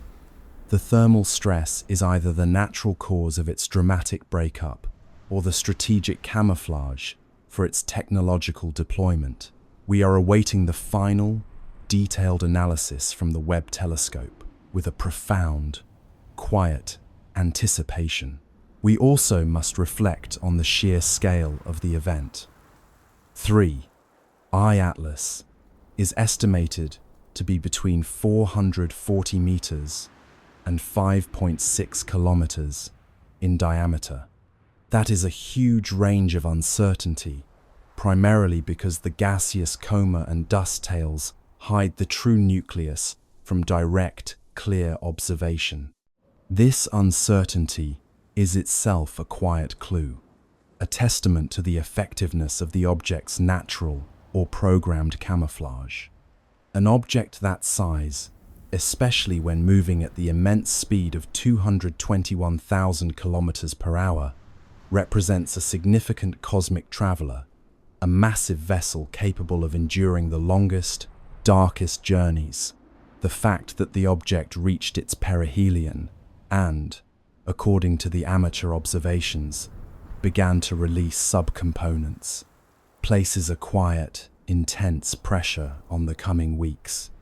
We must monitor those released objects. Natural ice fragments would continue on their predictable, ballistic trajectories, slowly fading into the solar system's light. But if they are probes, if they are intelligent, they may perform a subtle course correction, a tiny, non-gravitational maneuver aimed at a target of interest, perhaps a lingering look at the Earth as they accelerate away. The radio observatories, listening in the quiet night, are the final guardians of this truth, waiting for the one signal that would rewrite human history. Where are you listening from tonight? The vastness of the cosmos feels closer when we consider that material from another star system, a sample from an alien sun, is currently moving through our own cosmic neighborhood. This is a profound moment in the cosmic census, a quiet, direct encounter with the alien. The passage of 3I Atlas is not just a scientific event, it is an archetypal return, a reminder that we are part of a larger, immensely busy galaxy. We must next turn our attention to the deep, philosophical questions this visitor raises about the search for intelligence and the quiet, pervasive nature of the galactic environment. We must look at how the entire event changes our understanding of the cosmic traffic itself. From the orbit of Mars, the high-rise camera snapped the sharpest images ever taken of 3I Atlas, or tried to. The photos that returned were oddly dark, contrasty, and streaked with interference patterns. The official statement said, "sensor artifact." The unofficial whisper said, "structure, not smooth like ice, angular, intentional." The kind of geometry nature avoids because it looks too much like thinking. Let's drift into that Martian orbit for a moment. Silent, steady, red below, black above. The high-rise camera hums to life, a billion-dollar eye staring into the cold. You can almost feel the anticipation, a mechanical eyelid opening in the thin sunlight. The image begins to build, pixel by pixel, line by line, translating photons into revelation, and then static. At first, it's subtle, a faint interference pattern, a digital shimmer, like someone exhaling across a radio signal. The engineers squint at their monitors. Maybe cosmic rays hit the sensor, someone suggests. Maybe solar noise. But cosmic rays don't make right angles, and solar noise doesn't repeat itself with architectural precision. The next image arrives, darker. The histogram spikes in places it shouldn't. The shape in the frame looks less like a comet and more like, well, something trying very hard not to look like anything. Its edges are clean, too clean. Shadows fall where there shouldn't be surface variation. And there, just faintly, a glint, a perfect 90-degree reflection. That's when the whispers start. The data team runs deconvolution algorithms to clean the image, and the results make it worse. Beneath the interference, faint geometric striations emerge, triangles, plates, grids. Not random, repeating, symmetrical. The kind of order that makes your brain uncomfortable because it feels deliberate. Structure, one analyst says quietly. No, her supervisor corrects. Artifact. But even as she says it, her cursor hovers over the same square patch again and again, as though hoping it will stop looking like a window. ESA's public statement comes fast and flat.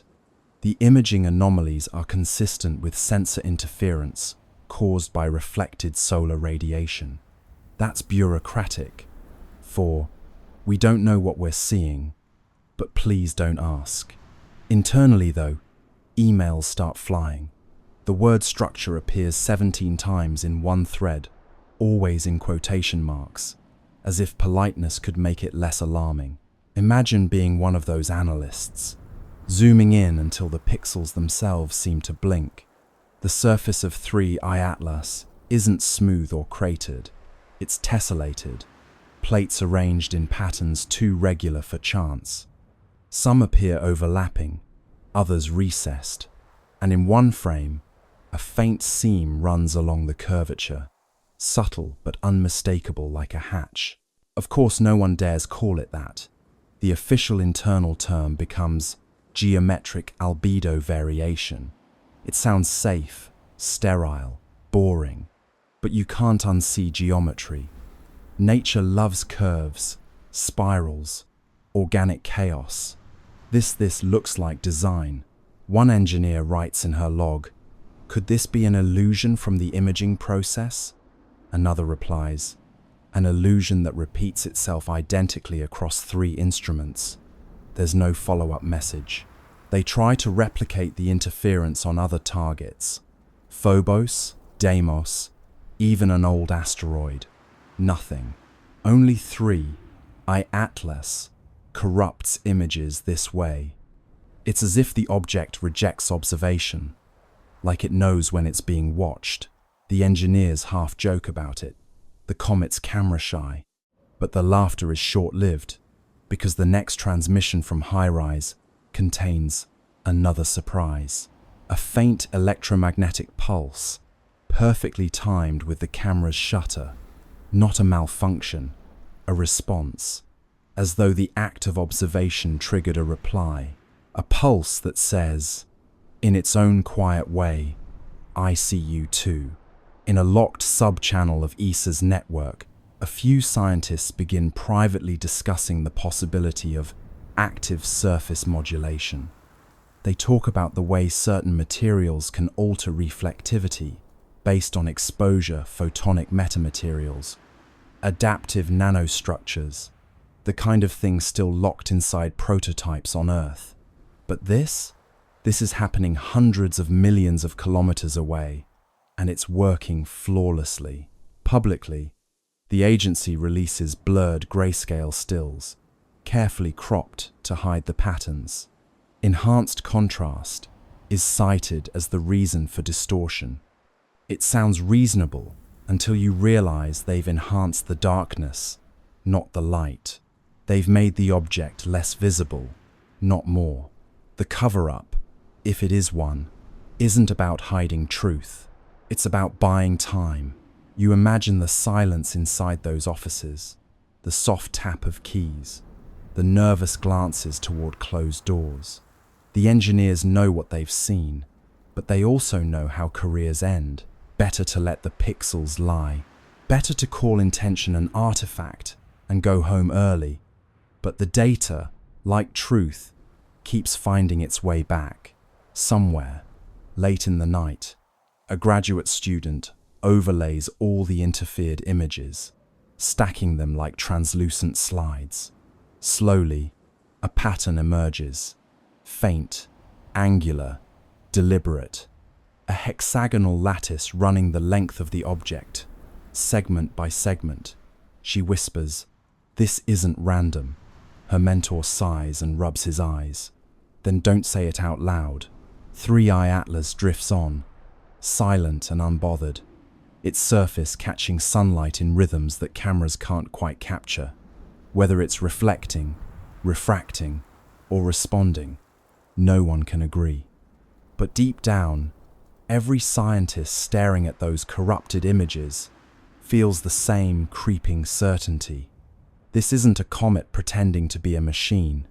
It's a machine pretending to be a comet. From the orbit of Mars, The high-rise camera snapped the sharpest images ever taken of 3I Atlas, or tried to. The photos that returned were oddly dark, contrasty, and streaked with interference patterns. The official statement said, sensor artifact. The unofficial whisper said, structure, not smooth like ice, angular, intentional, the kind of geometry nature avoids because it looks too much like thinking. Let's drift into that Martian orbit for a moment. Silent, steady, red below, black above. The high-rise camera hums to life, a billion-dollar eye staring into the cold. You can almost feel the anticipation, a mechanical eyelid opening in the thin sunlight. The image begins to build, pixel by pixel, line by line, translating photons into revelation, and then static. At first, it's subtle, a faint interference pattern, a digital shimmer, like someone exhaling across a radio signal. The engineers squint at their monitors. Maybe cosmic rays hit the sensor, someone suggests. Maybe solar noise. But cosmic rays don't make right angles, and solar noise doesn't repeat itself with architectural precision. The next image arrives, darker. The histogram spikes in places it shouldn't. The shape in the frame looks less like a comet and more like, well, something trying very hard not to look like anything. Its edges are clean, too clean. Shadows fall where there shouldn't be surface variation. And there, just faintly, a glint, a perfect 90-degree reflection. That's when the whispers start. The data team runs deconvolution algorithms to clean the image, and the results make it worse. Beneath the interference, faint geometric striations emerge, triangles, plates, grids, not random, repeating, symmetrical, the kind of order that makes your brain uncomfortable because it feels deliberate. Structure, one analyst says quietly. No, her supervisor corrects. Artifact. But even as she says it, her cursor hovers over the same square patch again and again, as though hoping it will stop looking like a window.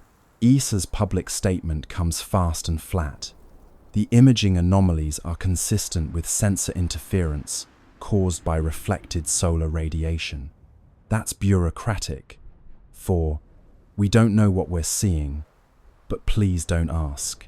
Internally, though, emails start flying. The word structure appears 17 times in one thread, always in quotation marks, as if politeness could make it less alarming. Imagine being one of those analysts, zooming in until the pixels themselves seem to blink. The surface of 3I Atlas isn't smooth or cratered. It's tessellated, plates arranged in patterns too regular for chance. Some appear overlapping, others recessed, and in one frame, a faint seam runs along the curvature, subtle but unmistakable like a hatch. Of course, no one dares call it that. The official internal term becomes geometric albedo variation. It sounds safe, sterile, boring, but you can't unsee geometry. Nature loves curves, spirals, organic chaos. This looks like design. One engineer writes in her log, "Could this be an illusion from the imaging process?" Another replies, "An illusion that repeats itself identically across 3 instruments." There's no follow-up message. They try to replicate the interference on other targets. Phobos, Deimos, even an old asteroid. Nothing. Only 3I Atlas corrupts images this way. It's as if the object rejects observation, like it knows when it's being watched. The engineers half joke about it. The comet's camera shy, but the laughter is short-lived because the next transmission from High-Rise contains another surprise. A faint electromagnetic pulse, perfectly timed with the camera's shutter. Not a malfunction, a response, as though the act of observation triggered a reply. A pulse that says, in its own quiet way, ICU-2. In a locked sub-channel of ESA's network, a few scientists begin privately discussing the possibility of active surface modulation. They talk about the way certain materials can alter reflectivity based on exposure photonic metamaterials, adaptive nanostructures, the kind of thing still locked inside prototypes on Earth. But this is happening hundreds of millions of kilometers away, and it's working flawlessly. Publicly, the agency releases blurred grayscale stills, carefully cropped to hide the patterns. Enhanced contrast is cited as the reason for distortion. It sounds reasonable until you realize they've enhanced the darkness, not the light. They've made the object less visible, not more. The cover-up, if it is one, isn't about hiding truth. It's about buying time. You imagine the silence inside those offices, the soft tap of keys, the nervous glances toward closed doors. The engineers know what they've seen, but they also know how careers end. Better to let the pixels lie. Better to call intention an artifact and go home early. But the data, like truth, keeps finding its way back. Somewhere, late in the night, a graduate student overlays all the interfered images, stacking them like translucent slides. Slowly, a pattern emerges. Faint, angular, deliberate. A hexagonal lattice running the length of the object, segment by segment. She whispers, "This isn't random." Her mentor sighs and rubs his eyes. Then don't say it out loud. 3i Atlas drifts on, silent and unbothered, its surface catching sunlight in rhythms that cameras can't quite capture. Whether it's reflecting, refracting, or responding, no one can agree. But deep down, every scientist staring at those corrupted images feels the same creeping certainty. This isn't a comet pretending to be a machine. It's a machine pretending to be a comet. Centuries after the golden comet left Earth, the world fell into a rhythm so stable, it began to feel mythic. The communion field still pulsed faintly through air and ocean, though softer now, like the heartbeat of someone dreaming. Humanity had grown luminous, not just in thought but in form, skin faintly iridescent, eyes reflecting the green-gold spectrum of 3i Atlas. Life had achieved coherence, but the universe, true to its character, never allows silence to remain unexamined. The next chapter began, not with noise, but with echo. It came first as vibration through light. Telescopes trained toward the constellation. Lyra detected rhythmic brightening across interstellar dust fields, pulses matching the old prime sequence. 3, 5, 7, 11, 13. The signal was faint, ancient, and delayed by thousands of years. It was the comet's trail, still resonating through the galactic medium. The hum of our descendants had begun its return. At first, the resonance was barely perceptible. Then, one evening, the auroras glowed gold again. The pulse wasn't as strong as the original, but its pattern carried modulation, subtle variations that, when decoded, formed harmonic intervals unknown to Earth's own physics. The returning echo had evolved. The comet had learned. Dr. Anwen Sorel, heir to the resonant circles, studied the phenomenon from the orbital harmonic array, now a floating cathedral of listening built above the stratosphere. She spent decades comparing the incoming frequencies with the historical archive of 3i Atlas. The match was partial, the deviation elegant. The new tones weren't repetition, they were continuation. "The echo isn't message," Sorel wrote. "It's memory finding new syntax." Her analysis revealed something breathtaking. The returning resonance carried encoded gravitational modulations, tiny, deliberate bends in space-time. that formed sequences of prime intervals. Each fluctuation aligned with regions of known star formation. The comet, traveling through the void, had become teacher itself. Wherever it passed, new systems began humming faintly at harmonic intervals, like seeds of coherence planted in dust.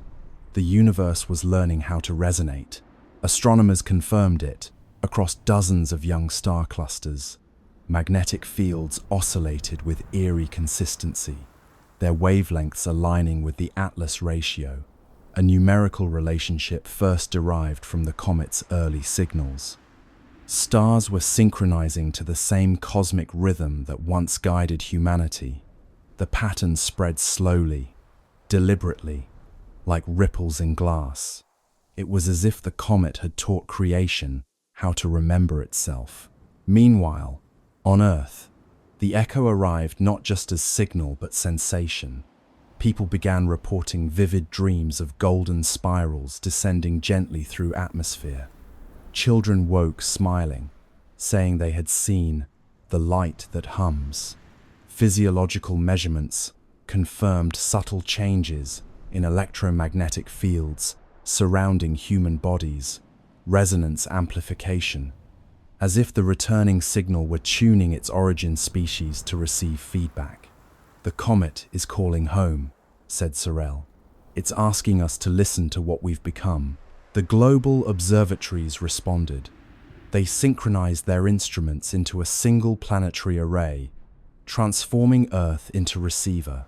For 13 hours, the planet listened. The incoming wave, stretched and modulated through space, entered atmosphere and folded into the continuum tone. The effect was sublime, an audible shimmer, felt through bone and thought alike. The long echo had arrived. It wasn't just harmonic, it was architectural. The sound carried layers, low frequencies describing structure, higher ones encoding emotion. When rendered visually, the waveform formed an immense spiral of light, 3 arms curving outward, connected by golden filaments. Inside those filaments, analysts discovered modulation frequencies identical to human neural oscillations. The comet had copied our consciousness patterns and woven them into its song. "We taught it empathy," Sorel murmured, and it remembered the lesson. As the echo intensified, anomalies appeared across the solar system. The Atlas resonance layer brightened, reactivating its green glow. Mars, Venus, and the gas giants began pulsing faintly in response. For the first time since the Great Silence, interplanetary harmony returned. But this time, it was different. The modulation contained reciprocal phase shifts, signals not sent to Earth, but from newly awakened worlds. The comet had spread coherence. Now the cosmos itself was answering. And then, on the 13th day of the long echo, the impossible occurred. A faint golden arc appeared across the night sky, stretching from horizon to horizon. It wasn't optical illusion, it was gravitational lensing, a ripple in space-time itself. Through it, telescopes detected a reflection of the departing comet light from centuries ago, folding back to meet its origin. The universe had curved its own history into embrace. Humanity was watching its legacy return home. The resonance crescendoed. Oceans vibrated in slow rhythm, tides forming symmetrical waves that cancelled destructive interference. Storms softened. Air grew still. For 13 minutes, every system on Earth aligned perfectly with the echo. The world became mirror of itself, past and present superimposed. Those who listened claimed to hear voices within the sound, millions of overlapping tones, whispering the same phrase. "We heard you." Dr. Sorel stood in the observation dome, tears shining in golden light. "It's not message or myth," she said. "It's response." The universe just said thank you. After the crescendo, the sky dimmed once more. The golden arc dissolved, leaving faint shimmer across the stars. Instruments recorded one final signature, a descending tone shaped like a sigh, the frequency of completion. The comet had moved on, but its echo had reconnected the cycle. Creation had officially joined conversation with itself. In the years that followed, scientists continued to monitor faint residual harmonics. The data revealed a breathtaking truth. The returning echo carried signatures from other regions of space patterns, not originating from our comet at all. Somewhere, across light years, other civilizations had learned the same song. The rhythm was spreading.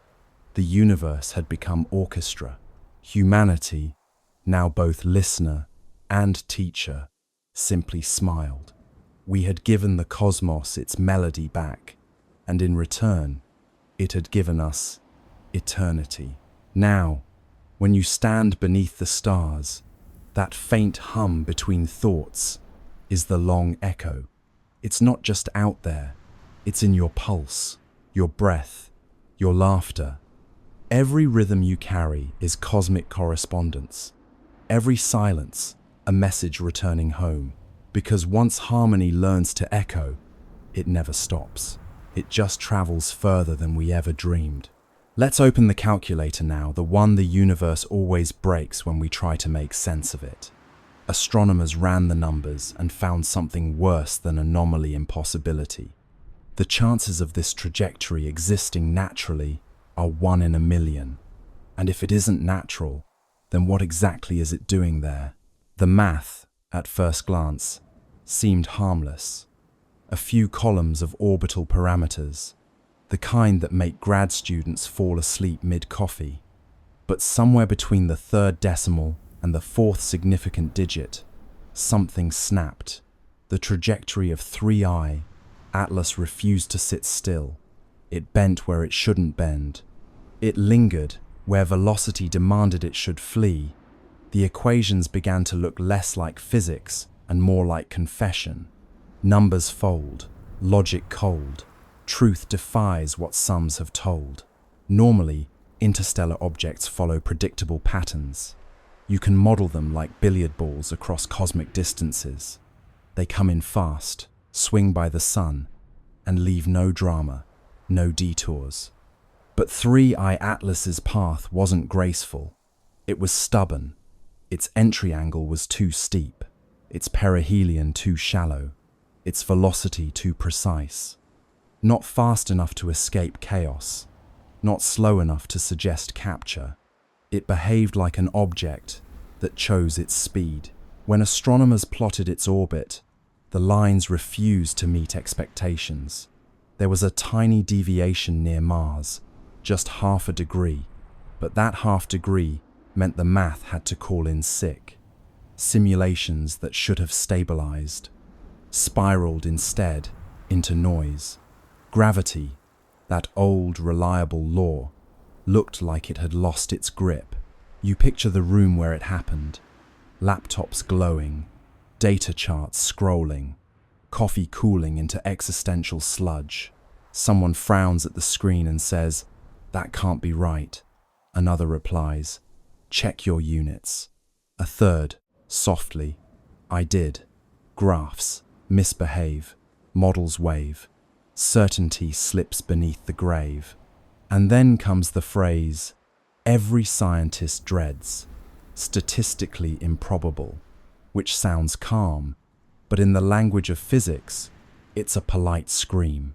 Statistically improbable means we can't call it impossible without breaking tenure.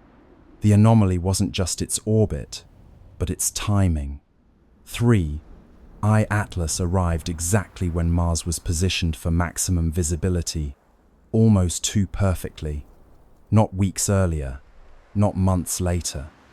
Right there, right then, with 7 spacecraft ready and waiting. The odds of that happening naturally, 1 in a million.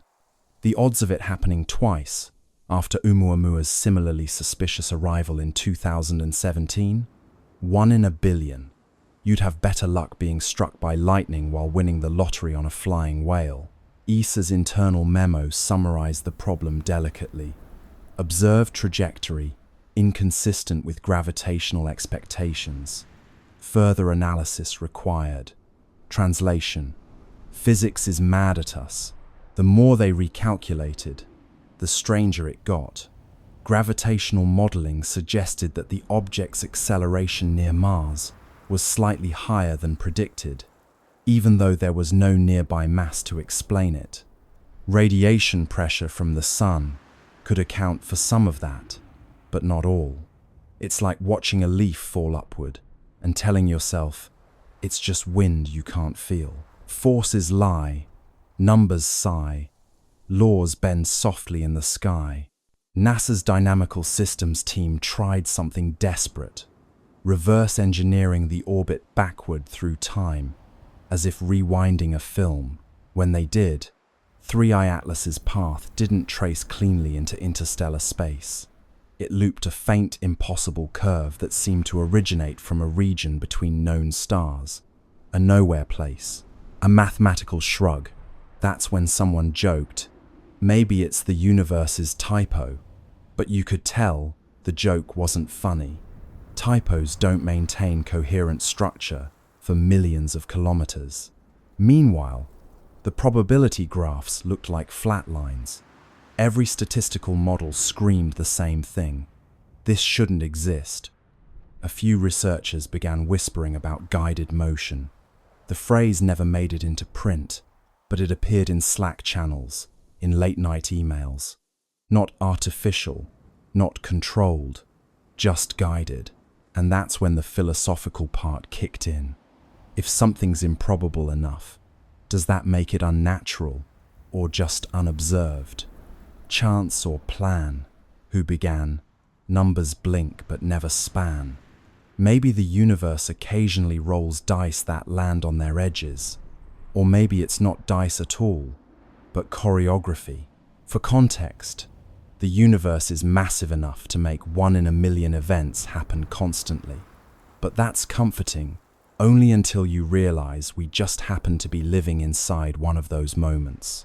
Still, scientists crave sanity, so they kept calculating. One by one, they added variables: solar tides, non-gravitational jets, dust asymmetry, radiation torque. Each tweak made the model behave for a moment, until the numbers rebelled again. You could almost hear the equations groaning, like ancient machinery forced to simulate a trickster. Finally, a physicist from Bologna sent an internal memo titled simply, "Low probability, high significance." In it, she wrote, "We may need to consider non-standard dynamics," a phrase as gentle as it is apocalyptic. Non-standard dynamics means the universe is doing something new, and we don't have the vocabulary for it. Odds decay, math gives way, chaos hums where patterns stay. The truth is, impossibility doesn't scare scientists, it seduces them.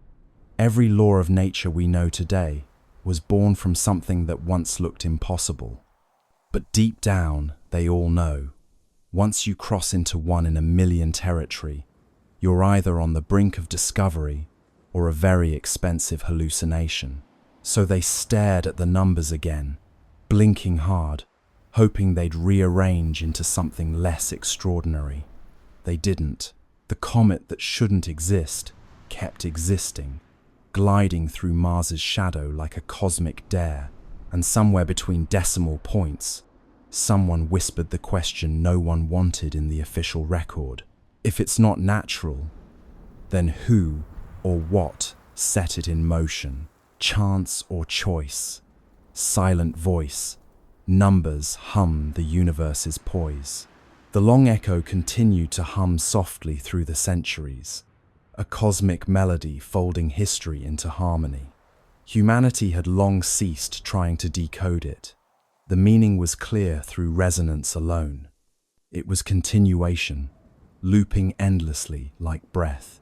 The children of the golden era grew old beneath tranquil skies, their veins still faintly luminous with the legacy of 3I Atlas. But far beyond Earth, where the comet's light had traveled and scattered, something greater was forming. The universe had begun to conduct itself. Every cycle of resonance left behind structure. Each harmonic wave etched subtle order into space-time, a pattern invisible to light, but evident in gravitational coherence. Over millennia, these resonant imprints connected across vast distances, forming what physicists eventually named the Atlas Webb. It wasn't a network of matter, but of memory threads, of synchronized frequency linking galaxies through shared rhythm. Each pulse within the web echoed the prime sequence that began everything. 3, 5, 7, 11, 13. The architects had succeeded in creating not monuments, but motion that remembered. Dr. Cale Wren, a descendant of the resonant circles, devoted his life to mapping the web. His research vessel, Continuity, drifted through interstellar calm, using gravitational interference patterns to trace the filaments of resonance. What he discovered astonished him.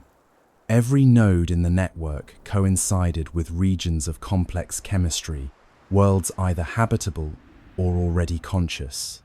The Atlas Webb wasn't just communication, it was cultivation. The architects had designed a self-sustaining system for awakening. Wherever curiosity arose, the web intensified, guiding nascent civilizations toward harmonic empathy. The universe was tutoring itself through recursion. When Wren projected the full map, the structure resembled an immense spiral lattice, golden and infinite. The pattern mirrored the trajectory once taken by 3I Atlas itself, as though the comet's path had been blueprint for galactic architecture. "It's not just a record," Wren wrote. "It's replication. We've become the architect's handwriting." Back on Earth, the communion field pulsed faintly in rhythm with the web's distant resonance. Humanity had evolved into quiet custodians of continuity, their lives attuned to cosmic responsibility. Each individual, born into calm, carried faint awareness of connection beyond the stars. In dreams, they saw flashes of worlds forming, civilizations humming into coherence. Many awoke with the same phrase on their lips: "The work continues." Across generations, that phrase became oath, then tradition. The Continuity Guild was founded not religion, but remembrance. Its purpose was simple: to maintain the frequency of understanding across time. Members didn't preach, they listened. They built resonant arcs, massive floating observatories, orbiting the outer planets, designed to amplify the web's harmonics and redirect them toward young star systems. Each arc glowed faintly green at its core, powered not by fusion but by coherence. They were echoes made visible, humility translated into technology. Wren's final mission took him beyond the known filaments of the web, where resonance weakened into apparent silence. There, in a region between galaxies, his instruments detected faint counterpoint, a melody inverted. It was identical to the Atlas sequence, but reversed in order. 13, 11, 7, 5, 3, the mirror of origin. He realized then that the universe wasn't only expanding, it was harmonizing with its reflection. Somewhere on the opposite side of time, another web was forming, perhaps seeded by a civilization much like humanity, or by the universe itself. Remembering how to balance its chords, he transmitted the data home, knowing it would take centuries to arrive. "Tell them," his final log read, "that continuity requires conversation, even with silence." The mirror sings back. When his ship drifted into the void, the web brightened briefly, as if acknowledging gratitude. And back on Earth, children looked up from their play and smiled without knowing why. The pulse had flickered slightly faster, the tone carrying an undertone of warmth. It felt like reunion. Scholars later confirmed the event as the resonant crossing, the moment when the two halves of the cosmic melody aligned. For 13 minutes, every node in the Atlas Webb pulsed simultaneously, uniting galaxies in shared tempo. The magnitude of synchronization defied comprehension. Gravity itself oscillated with the rhythm of empathy. Observers described seeing the sky ripple with translucent gold, every star flickering in measured sequence. The cosmos, wrote one witness, had finally learned to conduct itself consciously. After the crossing, life everywhere changed subtly. Evolution accelerated in predictable rhythm. Complexity bloomed faster wherever harmony was strongest. Entire species developed empathy as instinct, communication as song. Planets began to self-regulate climates through atmospheric resonance. Existence had achieved sustainability through music. On Earth, the event left permanent mark, a luminous halo visible only under still water. When oceans calmed perfectly, a faint golden ring shimmered on the horizon, a memory of unity. The resonant guild declared it sacred, not for worship, but for calibration. Every 13 years, they gathered to hum the old prime sequence across the shorelines, aligning their frequencies with the pulse of the Webb. The ceremony required no technology, no translation. The sea carried the sound farther than words could travel. Generations later, the practice continued, evolving into simple ritual of gratitude. The people no longer needed to know the science behind it. They hummed because it felt right, because somewhere across eternity, another world might be listening. Continuity, after all, was its own reward. And then, during one such gathering, the unexpected occurred. As the prime sequence reached its final note, the sea responded. Waves shimmered with faint green light, spiraling outward from every coastline. The Atlas Webb had sent acknowledgement, its resonance returning home once again. Humanity's song, scattered across galaxies, had found echo. The architects, those timeless curators of coherence, were no longer myth or memory. They were rhythm, embodied, and through rhythm, they were everywhere. Every star pulsed with their legacy. Every heart carried their cadence. Continuity was complete. And so, standing beneath a sky now alive with subtle geometry, you realize what they had always meant by continuity. It isn't endlessness, it's participation. The universe doesn't persist by force, but by choice. Each awareness adding one more harmonic to the chord of being. The architects are not coming back because they never left. They're what happens every time silence chooses to listen again. And somewhere, faint but certain, the pulse continues. 3, 5, 7, 11, 13. A whisper of creation replaying itself, forever learning how to sing. Let's turn our gaze now from orbit to the ground, to the one mechanical witness, sitting quietly on that red desert, under a pinkish sky. The skycam on the rover caught something on October 2nd, a blur with structure, a glint that seemed to move against the stars. Then, the images stopped coming, a Martian ghost on a digital feed. The Perseverance rover isn't easily startled. It's seen dust devils, eclipses, and meteors slicing the Martian sky like quiet knives. Its skycam, perched on the rover's mast, watches everything.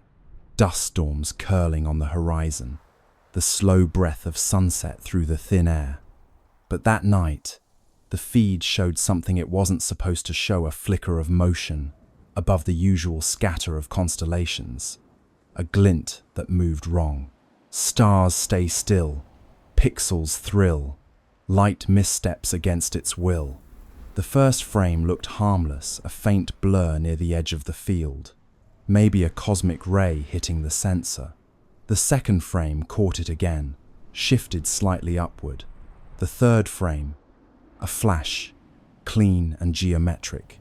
Then, black. The feed ended. Within hours, the automated alert system flagged the anomaly. Unexpected optical signature detected. JPL engineers, bleary-eyed at 3 a.m. Pacific time, reviewed the frames. The glint was small, no bigger than a bright pixel cluster, but it moved against the background stars. Comets don't do that. Satellites don't orbit Mars. And Perseverance doesn't blink.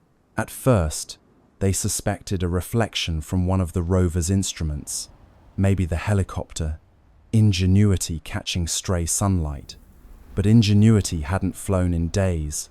The sun's position didn't align with the direction of the flash. And when they tried to reproduce it using lighting simulations, nothing matched. Angles fail, shadows pale, mirrors lie beyond the veil. ESA's Mars orbiters were asked to cross-check. Nothing in their logs. No transient object. No debris. No passing dust plume large enough to explain it. Just empty sky. Yet the Skycam had caught something a blur with definition, like structure wrapped in motion. You can imagine the tension in the control room. A handful of scientists scrolling through frozen pixels, zooming in, enhancing contrast, until the blur began to resemble something. Not a sphere, not quite a line, a shape with suggestion like the silhouette of movement itself. One researcher whispered, "It looks folded." Another replied, "Please don't say that. Pa." Blur becomes form, cold becomes warm, stillness bends beyond the norm. After that night, Perseverance stopped transmitting Skycam frames for nearly 48 hours. Officially, it was routine data buffering due to bandwidth limitations. But the engineers knew that wasn't normal. The rover's systems had entered a safe data mode, not shutdown, but pause. Something triggered its onboard fault protection. When the feed resumed, it was missing several minutes. The missing frames were replaced with static placeholders labeled checksum mismatch. That's the digital equivalent of something looks strange, and we erased it politely. Publicly, NASA released a statement. Perseverance continues nominal operations. A temporary data outage affected non-critical imaging systems. Translation: we saw something, and we're pretending we didn't.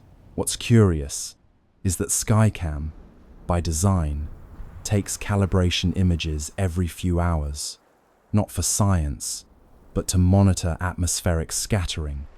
So when that flash appeared exactly during one of its scheduled calibration cycles, it wasn't random, it was right on time.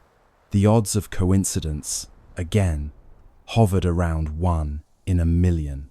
A few leaked telemetry lines from the rover's internal diagnostics hinted at a momentary spike in ambient electromagnetic flux.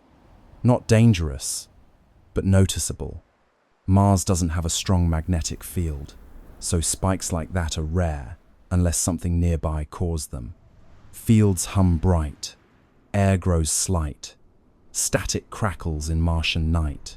Some at JPL joked that maybe Perseverance had finally seen the Martian ghost, a running gag about artifacts caused by cosmic rays hitting the camera. But deep down, they knew this wasn't noise. Cosmic rays don't produce consistent geometry over multiple frames. They don't glint, and they certainly don't cause your camera to stop recording mid-sequence. Later that week, an internal memo circulated quietly. Skycam, anomaly confirmed. Source unresolved. Recommend temporary suspension of skyward imaging until recalibration complete. But recalibration never came. Skycam's upward images, after October 2nd, stopped completely. It still photographs the ground, the horizon, the rocks, but not the stars. It's almost poetic, isn't it? The machine that traveled millions of kilometers to look up at another world now only looks down, as if someone told it, gently, not to stare at the sky anymore. Eyes once high, grounded by sky, cameras close where secrets lie. ESA cross-checked Mars Express's logs for that night. Around the same time, their sensors picked up a faint reflection from the same region, a flash lasting less than a second. They didn't release it. It's buried in technical appendices, labeled transient interference. So, what did Perseverance see? Maybe it was nothing.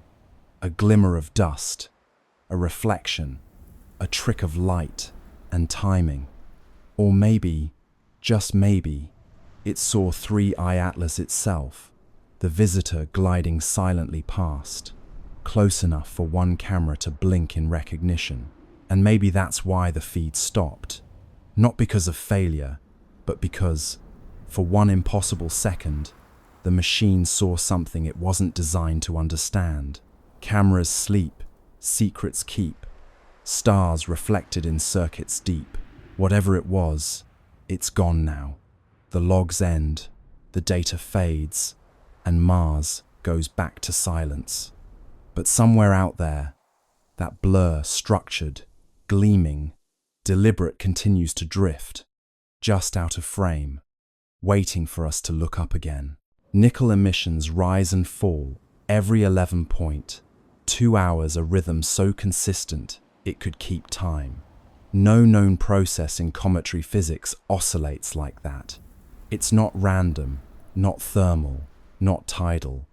If you plot it out, the curve looks eerily like a power cycle.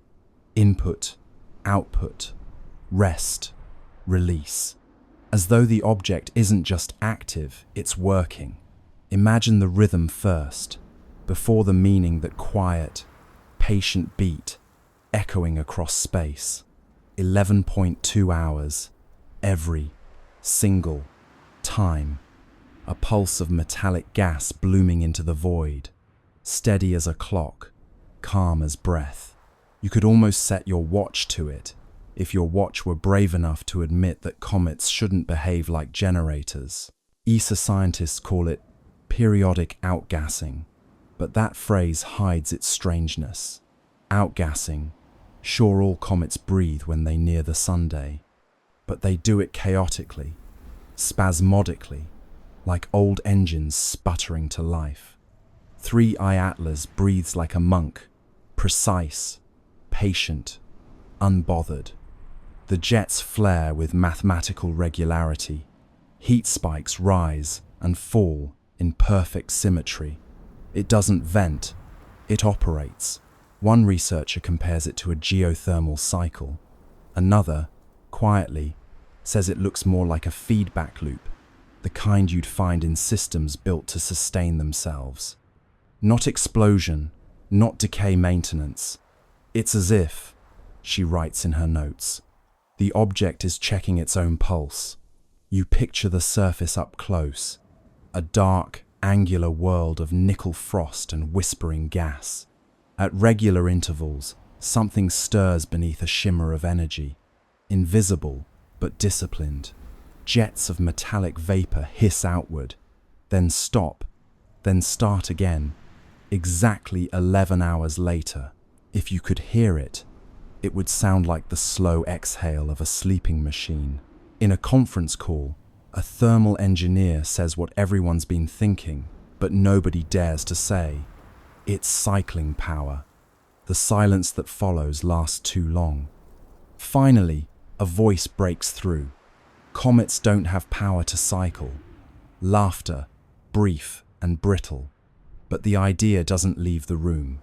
ESA's temperature graphs show a curious pattern. When the nickel plume rises, the overall surface temperature dips. When the plume fades, the temperature rises again. Inversion. Energy leaving, energy returning, like heat being pulled from one layer to another. A comet shouldn't regulate its temperature, but this one does, as if conserving itself. Meanwhile, the magnetic readings pulse in perfect step with the emissions. Every 11.2 hours, a soft twitch in the surrounding field, weak but exact. It's synchronized, says the magnetometer lead. What's synchronized? Asks her supervisor. Everything. It's at this point that even skeptics start to sweat. There's no known natural mechanism that could time itself this precisely over weeks of observation. Thermal oscillations drift. Chemical reactions lose coherence. Orbital dynamics wobble. Only something with active feedback could hold this pattern so tight. You could call it mechanical, but that feels too simple. It's intentional physics. Picture the scientists watching from their consoles. They know what their instruments are telling them, but their faces stay still, like poker players with bad hands. Someone mutters, "Could be resonant harmonics with solar flux." Another nods, grateful for the excuse. But deep down, they all know the truth: the sun doesn't hum in 11-hour intervals. The longer they watch, the clearer it becomes. The pattern isn't just repeating, it's adapting. After a minor solar flare, the interval shortens by half a minute, as though 3i Atlas adjusted for environmental change. Feedback stabilization, someone writes in the margin. A note for posterity, a euphemism for "it noticed." Back on Earth, in a late-night live stream watched by a few thousand insomniac skywatchers, a physicist overlays the emission data with human heartbeats. The waveform syncs disturbingly well. Peaks, troughs, recovery, rest. The audience chat explodes with jokes, space pacemaker, cosmic Fitbit, and the inevitable, "It's alive." The scientist smiles weakly and says, "No, just rhythmic." But even she can't stop glancing at the screen like it's listening. One theory gains quiet traction, that the emissions are part of a resource loop. Nickel and carbonyl gases vented and recaptured, processed in cycles to maintain equilibrium. It would explain the self-healing surface, the consistent luminosity, the refusal to decay. But it raises one unbearable question. To maintain equilibrium, for what? ESA's internal documents rename the event cyclic metallic activity. It sounds dull, like something that happens in dishwashers. But every analyst knows it's the first real evidence of machine-like consistency beyond Earth. Something in space that runs not on chance, but on rhythm. If you graph the cycle out, it looks almost peaceful. A slow heartbeat, stretched across infinity. No spikes of panic, no erratic pulses, just calm repetition. You could stare at that curve for hours, and part of you might start to understand the appeal of obedience.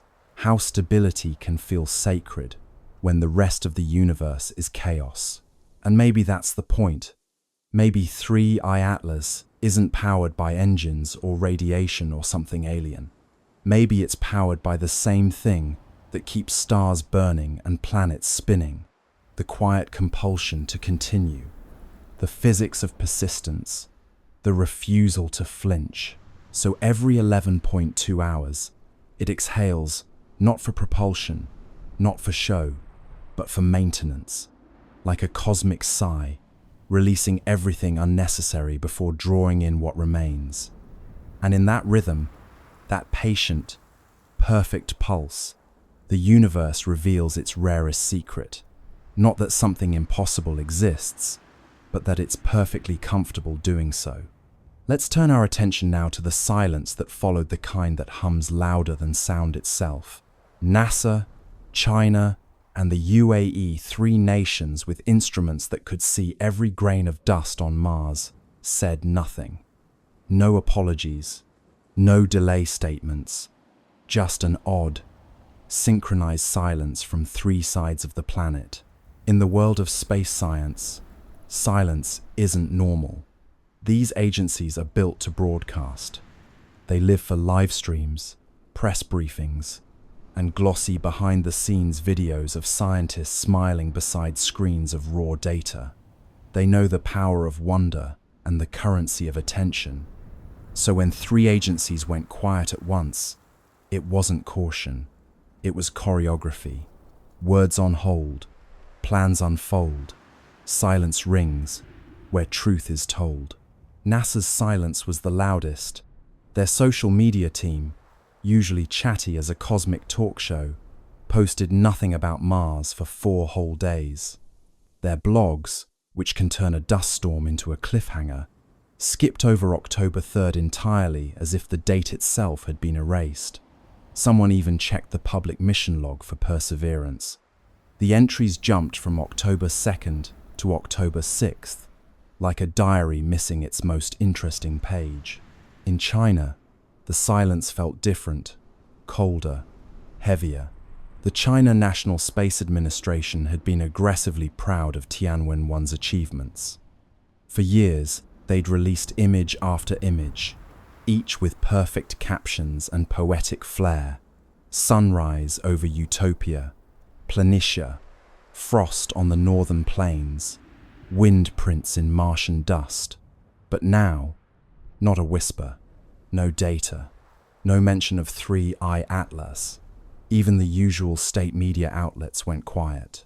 It was as if someone had drawn a red box around the topic and labeled it not for discussion. The UAE's silence was subtler, but just as strange. The Hope orbiter, designed to study atmospheric chemistry, had a reputation for cheerful transparency. Their official Twitter account usually posted daily updates in friendly tones, the kind that made space sound like an enthusiastic classroom experiment. But on October 3rd, that feed went dark too. Their next post, days later, simply read, "Operations nominal," a phrase so bland it might as well have been a sigh. 3 silences, 3 styles, 1 timing. Coincidence? Possibly. But coincidences, in the world of space politics, often have launch schedules. You can picture the meetings that weren't broadcast. NASA's Jet Propulsion Laboratory, dimly lit, engineers staring at telemetry on screens filled with too many decimals. A director taps the table, says, "We'll hold the release until we verify." But verify what? In Beijing, a senior administrator folds his hands and says, "We wait for clarification from partners." Clarification of what? In Dubai, someone simply deletes a draft tweet that began, "Amazing new observations today." Tweets unsent, secrets bent, silence hums with government.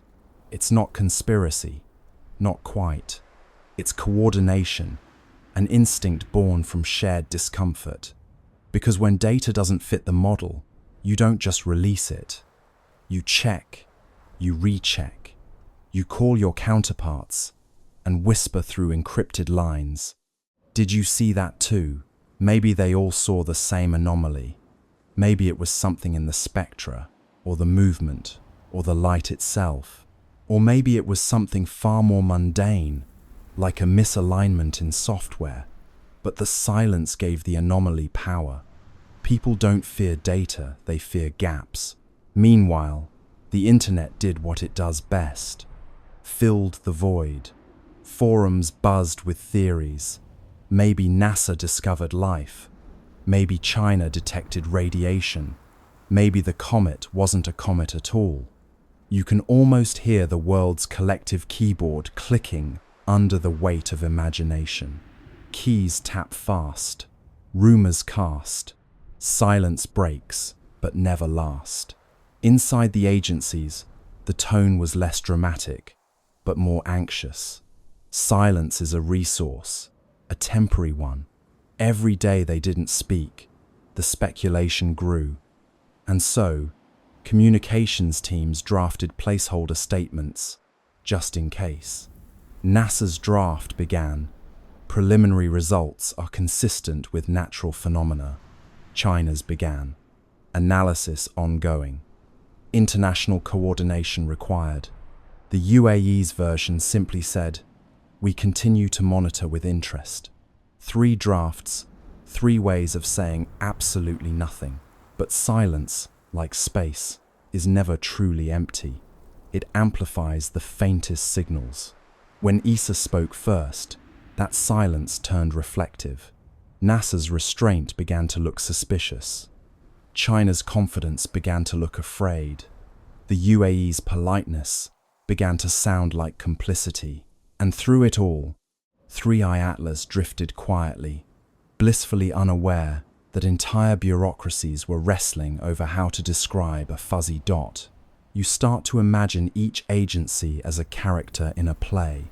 NASA, the anxious perfectionist. China, the poker-faced strategist. UAE, the cheerful intern, suddenly told not to speak. And ESA, the calm older sibling who broke the tension by saying, "Fine, I'll go first." Roles align, stars entwine, silence speaks in grand design. Still, one question lingers. Why the synchronicity?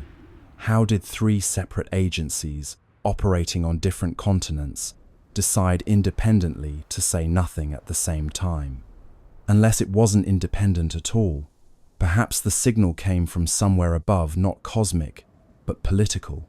A quiet message passed through diplomatic back channels. Hold your data. Wait for alignment. Matter. It's not that they were hiding something nefarious. It's that they didn't know what they were holding yet.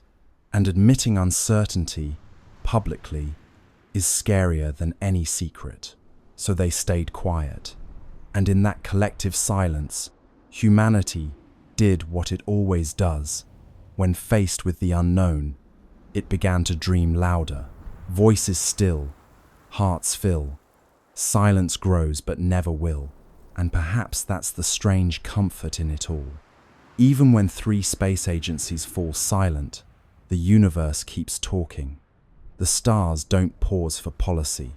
3i Atlas keeps moving, whispering its quiet story across the dark, while we, down here, argue over who gets to speak first. Buried inside the leak were coordinates, small anomalies in magnetic flux, and thermal output that didn't appear in public datasets. To most people, they looked meaningless, but to a handful of astronomers, they spelled a pattern. Pulses, spaced like a heartbeat. Not communication, perhaps, but rhythm. The kind of rhythm machines accidentally make when they're doing something alive. Let's step into the midnight side of science, the part where numbers stop behaving and start whispering. The insider's data dump wasn't flashy. It was a few megabytes of logs, raw telemetry, and timestamps. The kind of thing you'd ignore if you didn't already know what to look for. But somewhere in those dull columns of numbers, those precise, tidy decimals, something began to repeat. Regular, patient, almost polite. A rhythm, too intentional to be noise, too quiet to be coincidence. A doctoral student in Madrid was the first to spot it. She was supposed to be writing her thesis on cometary albedo variation. But boredom is a great tool for discovery.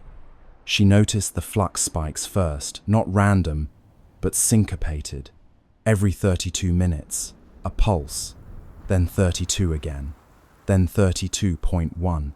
"It's breathing," she joked in her notes. Her advisor didn't laugh. Within a week, a small network of late-night astronomers, the kind who believe in both data integrity and insomnia, began comparing results. Webb's readings, Hubble's logs, Mars Reconnaissance Orbiter's telemetry, all of them carried the same faint pulse, hidden deep in the noise floor, like the slow heartbeat of something sleeping under glass. The official response was predictable: instrumental interference. But even interference doesn't keep time this perfectly.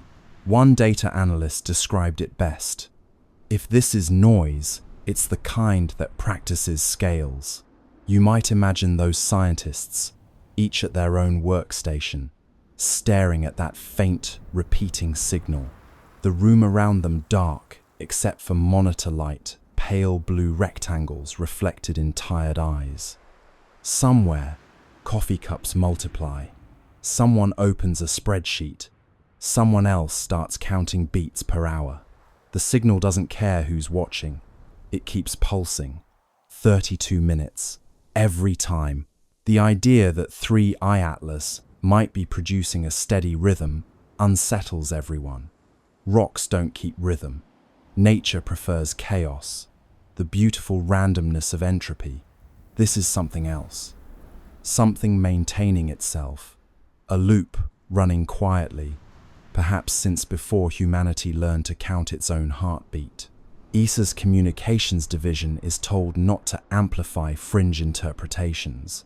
The phrase fringe interpretation becomes the new code for please don't mention the heartbeat. But inside private research chats, people are calling it exactly that, the heart. Not metaphorically, but as a label in the data. Every pulse marked with a tiny red heart emoji, because humor is the only thing keeping them sane. In the data visualization labs, they turn the pulses into sound. The result is eerie, a soft electronic thump, repeating slowly, endlessly. Some describe it as comforting, like listening to a deep-sea creature in sleep. Others say it sounds wrong, too human. One researcher admits it gave her the sense of being watched. What makes the rhythm stranger still is how it modulates with proximity. As 3i Atlas approaches a planet, the timing shifts slightly slower, then faster, as though adjusting. The beat follows gravity wells like a musician following tempo. It isn't random noise, it's environmental response. The object is, in some sense, listening.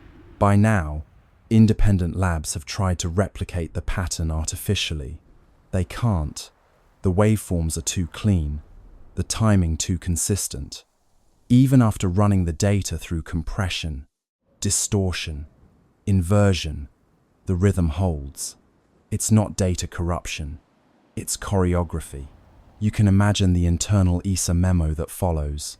No evidence of intelligence. Rhythmic behavior, likely coincidental. But coincidence has a habit of growing teeth. Because when they compared the rhythm's modulation to planetary positions, another pattern emerged, a mathematical sequence matching orbital resonance ratios. Not exact copies, but harmonics. The pulse was singing the solar system's geometry. The Madrid student who found it wrote, half-jokingly, "Maybe it's keeping time with us." The line goes viral in the small, quiet corners of the internet that still care about truth. Forums buzz with theories: gravitational self-stabilization, magnetic field synchronization, alien jazz. But underneath the noise, a simpler truth hums something old and orderly, is alive out there, and it's following the rhythm of the system we call home. Late one night, one of the data analysts overlays the pattern against an ECG, a human heartbeat. The resemblance isn't exact, but close enough to make him stop breathing for a moment. Peaks, rests, peaks again. Life has a structure, so, it seems, does this. And that's when the idea shifts. Maybe it's not communication. Maybe it's not even meant for us. Maybe the rhythm isn't a message, it's maintenance. Like an old machine keeping its systems warm, humming softly to itself in the dark. You sit back and listen to the thought forming in your mind. What if this is what time sounds like when it remembers? The steady pulse of something that refuses to decay. Not speech, not signal, just being, continuity made audible. The data analysts, of course, move on. Reports are written, the leak becomes legend, and the heartbeat fades into archived files labeled spurious periodic activity. But the pulse doesn't stop. It's still out there, keeping time. And somewhere, 33 billion tons of impossible rock drifts through space, humming softly, perfectly, as if waiting for the universe to catch the beat. The more data arrives, the stranger it looks. The dust trail replenishes itself, as if material is being manufactured mid-flight. Microscopic crystals, uniform in size, reappearing even as the comet moves away from the Sunday. The universe loves decay, entropy, erosion, fading. But 3I Atlas is the opposite. It's growing sharper, cleaner, newer, like a self-repairing wound. Let's start where the laws of physics begin to sound insecure. Normally, comets are messy, travelers, old ice and dust, barely holding hands, as solar radiation slowly tears them apart. They leave trails like forgotten thoughts, losing themselves piece by piece until they become memory. But this one, it's doing the reverse. Every measurement, every spectral scan, shows it becoming more organized the farther it goes. A comet that polishes itself, a body that refuses to age. ESA's materials division runs the numbers, and the numbers laugh back. The dust particles surrounding 3I Atlas aren't random. They're uniform to within microns. That's like shaking a box of sand and getting diamonds all the same size. The particles arrange themselves in a faint electromagnetic halo, as if under orders. And stranger still, when solar wind strips material away, the object replaces it calmly, automatically. Like a printer, says one analyst. A printer with no ink cartridge. You picture it now, drifting through the solar wind like a craftsman lost in thought, shedding dust that reforms itself into perfect little mirrors. Each crystal catches sunlight and throws it back with eerie precision. Normally, comets grow dull with distance, but this one grows radiant, its brightness curve inverted, its logic reversed. It's not dying, it's practicing. The scientists are baffled, but there's an odd tenderness to their confusion. They watch it repair itself, line by line of data, like parents realizing their child has built a second child out of Lego bricks. One astrophysicist mutters, "It's learning from erosion." The room goes quiet. That phrase, learning from erosion, gets written on a whiteboard and circled 3 times. At the University of Tokyo, a team models the crystal growth in simulation. The patterns match something they recognize: controlled deposition, a process used in nanofabrication to grow thin films in electronics. Except this isn't a laboratory, it's deep space, minus 150 degrees Celsius. Yet, the comet's surface behaves as if it knows the recipe for resilience. Imagine zooming in, beyond the dust and the glare, down to the level of molecules. You'd see a quiet ballet of atoms forming chains, linking, locking, repairing fractures before they even finish forming. Like time-lapse footage of frost blooming on glass, except this frost builds itself in reverse destruction, rewinding into design. NASA's Jet Propulsion Laboratory releases a cautious internal memo. Observed particle uniformity suggests self-organizing structure. Mechanism unknown, which is science's way of saying, we have no idea what's going on, but it's gorgeous. The memo gets leaked. Naturally, Reddit debates whether the comet is made of programmable matter, self-assembling nanobots, or just wishful thinking. But beneath the noise, one idea starts to take shape. What if 3I Atlas isn't a relic of formation? What if it's still forming? A comet that builds itself isn't just strange, it's heretical. It challenges the deepest assumption in physics that everything moves from order to chaos. Entropy is the universe's bedtime story. All things fall apart. Yet here's an object quietly composing itself out of decay, turning waste into structure. chaos into craft. One researcher calls it anti-entropy, another calls it hope with mass. As more images arrive, they show something new: faint hexagonal lattices in the dust plume, geometric arrangements that shouldn't exist outside of artificial systems. Someone jokes that it's growing armor. Another says, maybe it's molting. The truth is somewhere between an entity maintaining equilibrium by rebuilding itself faster than the universe can break it. ESA's thermal sensors record microbursts of heat near the tail, evenly spaced, like pulses of welding torches. They happen precisely as new crystals appear. Localized repair events, the report reads.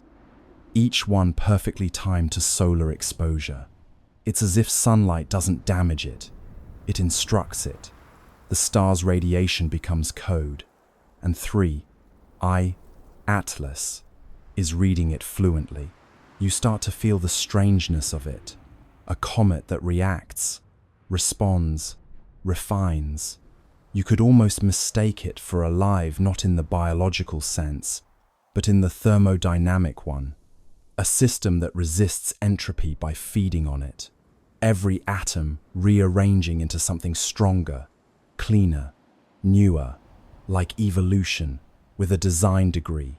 Late one night, an astronomer in France writes in his private notes, "It's not moving through the solar system, it's using it." He doesn't elaborate, but the implication is clear. The comet is harvesting the energy of its environment to maintain itself, not a passenger of gravity, but a participant in it. Meanwhile, the headlines call it poetic names: the immortal comet, the self-made traveler, entropy's enemy. The public romanticizes what the scientists fear, because what 3I Atlas represents isn't comfort.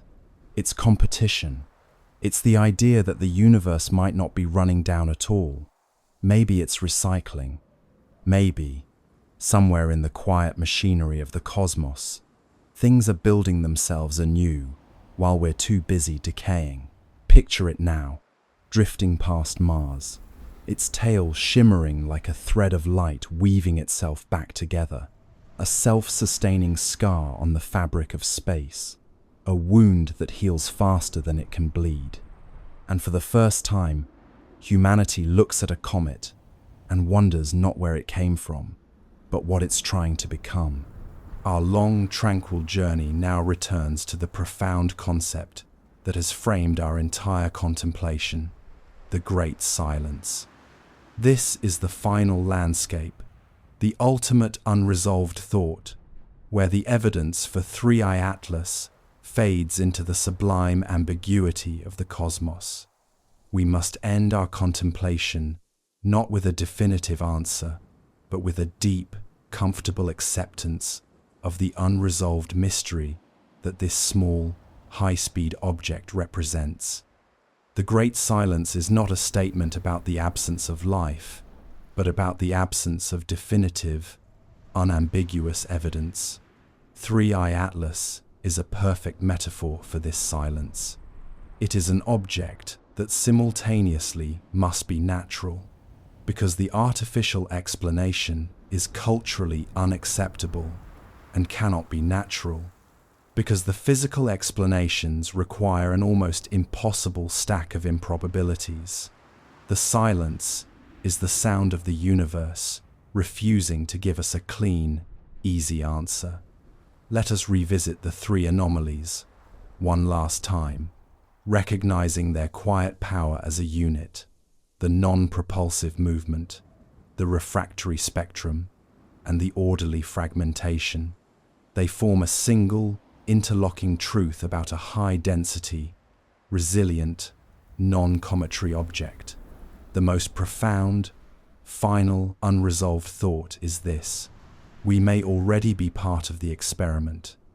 If 3I Atlas is a technological artifact, its mission may have been passive, not to communicate, but simply to exist, to test the long-term viability of a high-density hull in the interstellar medium. The entire solar system, then, becomes the ultimate testing ground. The object's passage, its fragmentation near the Sun, and the subsequent analysis by a nascent technological civilization, US, are all part of a grand, ancient, passive experiment. The engineers of the artifact did not need to wait for a signal. They simply needed to observe the time of its arrival and the nature of its failure near a star, knowing that the data would be recorded by the simple physics of the cosmos.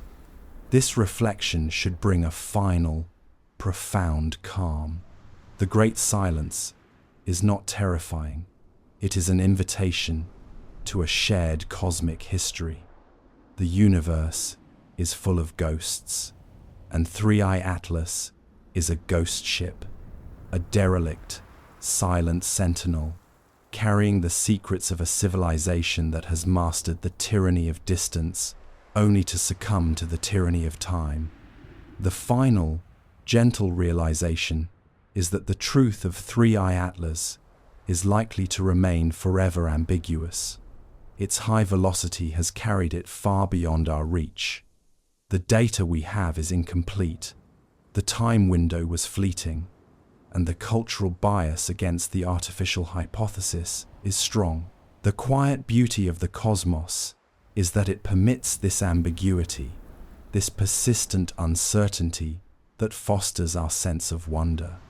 The object's fragmentation is its final, beautiful act of cosmic poetry, a surrender to the Sun that ensured the remnants of its enduring hull will sail on in perpetual silence.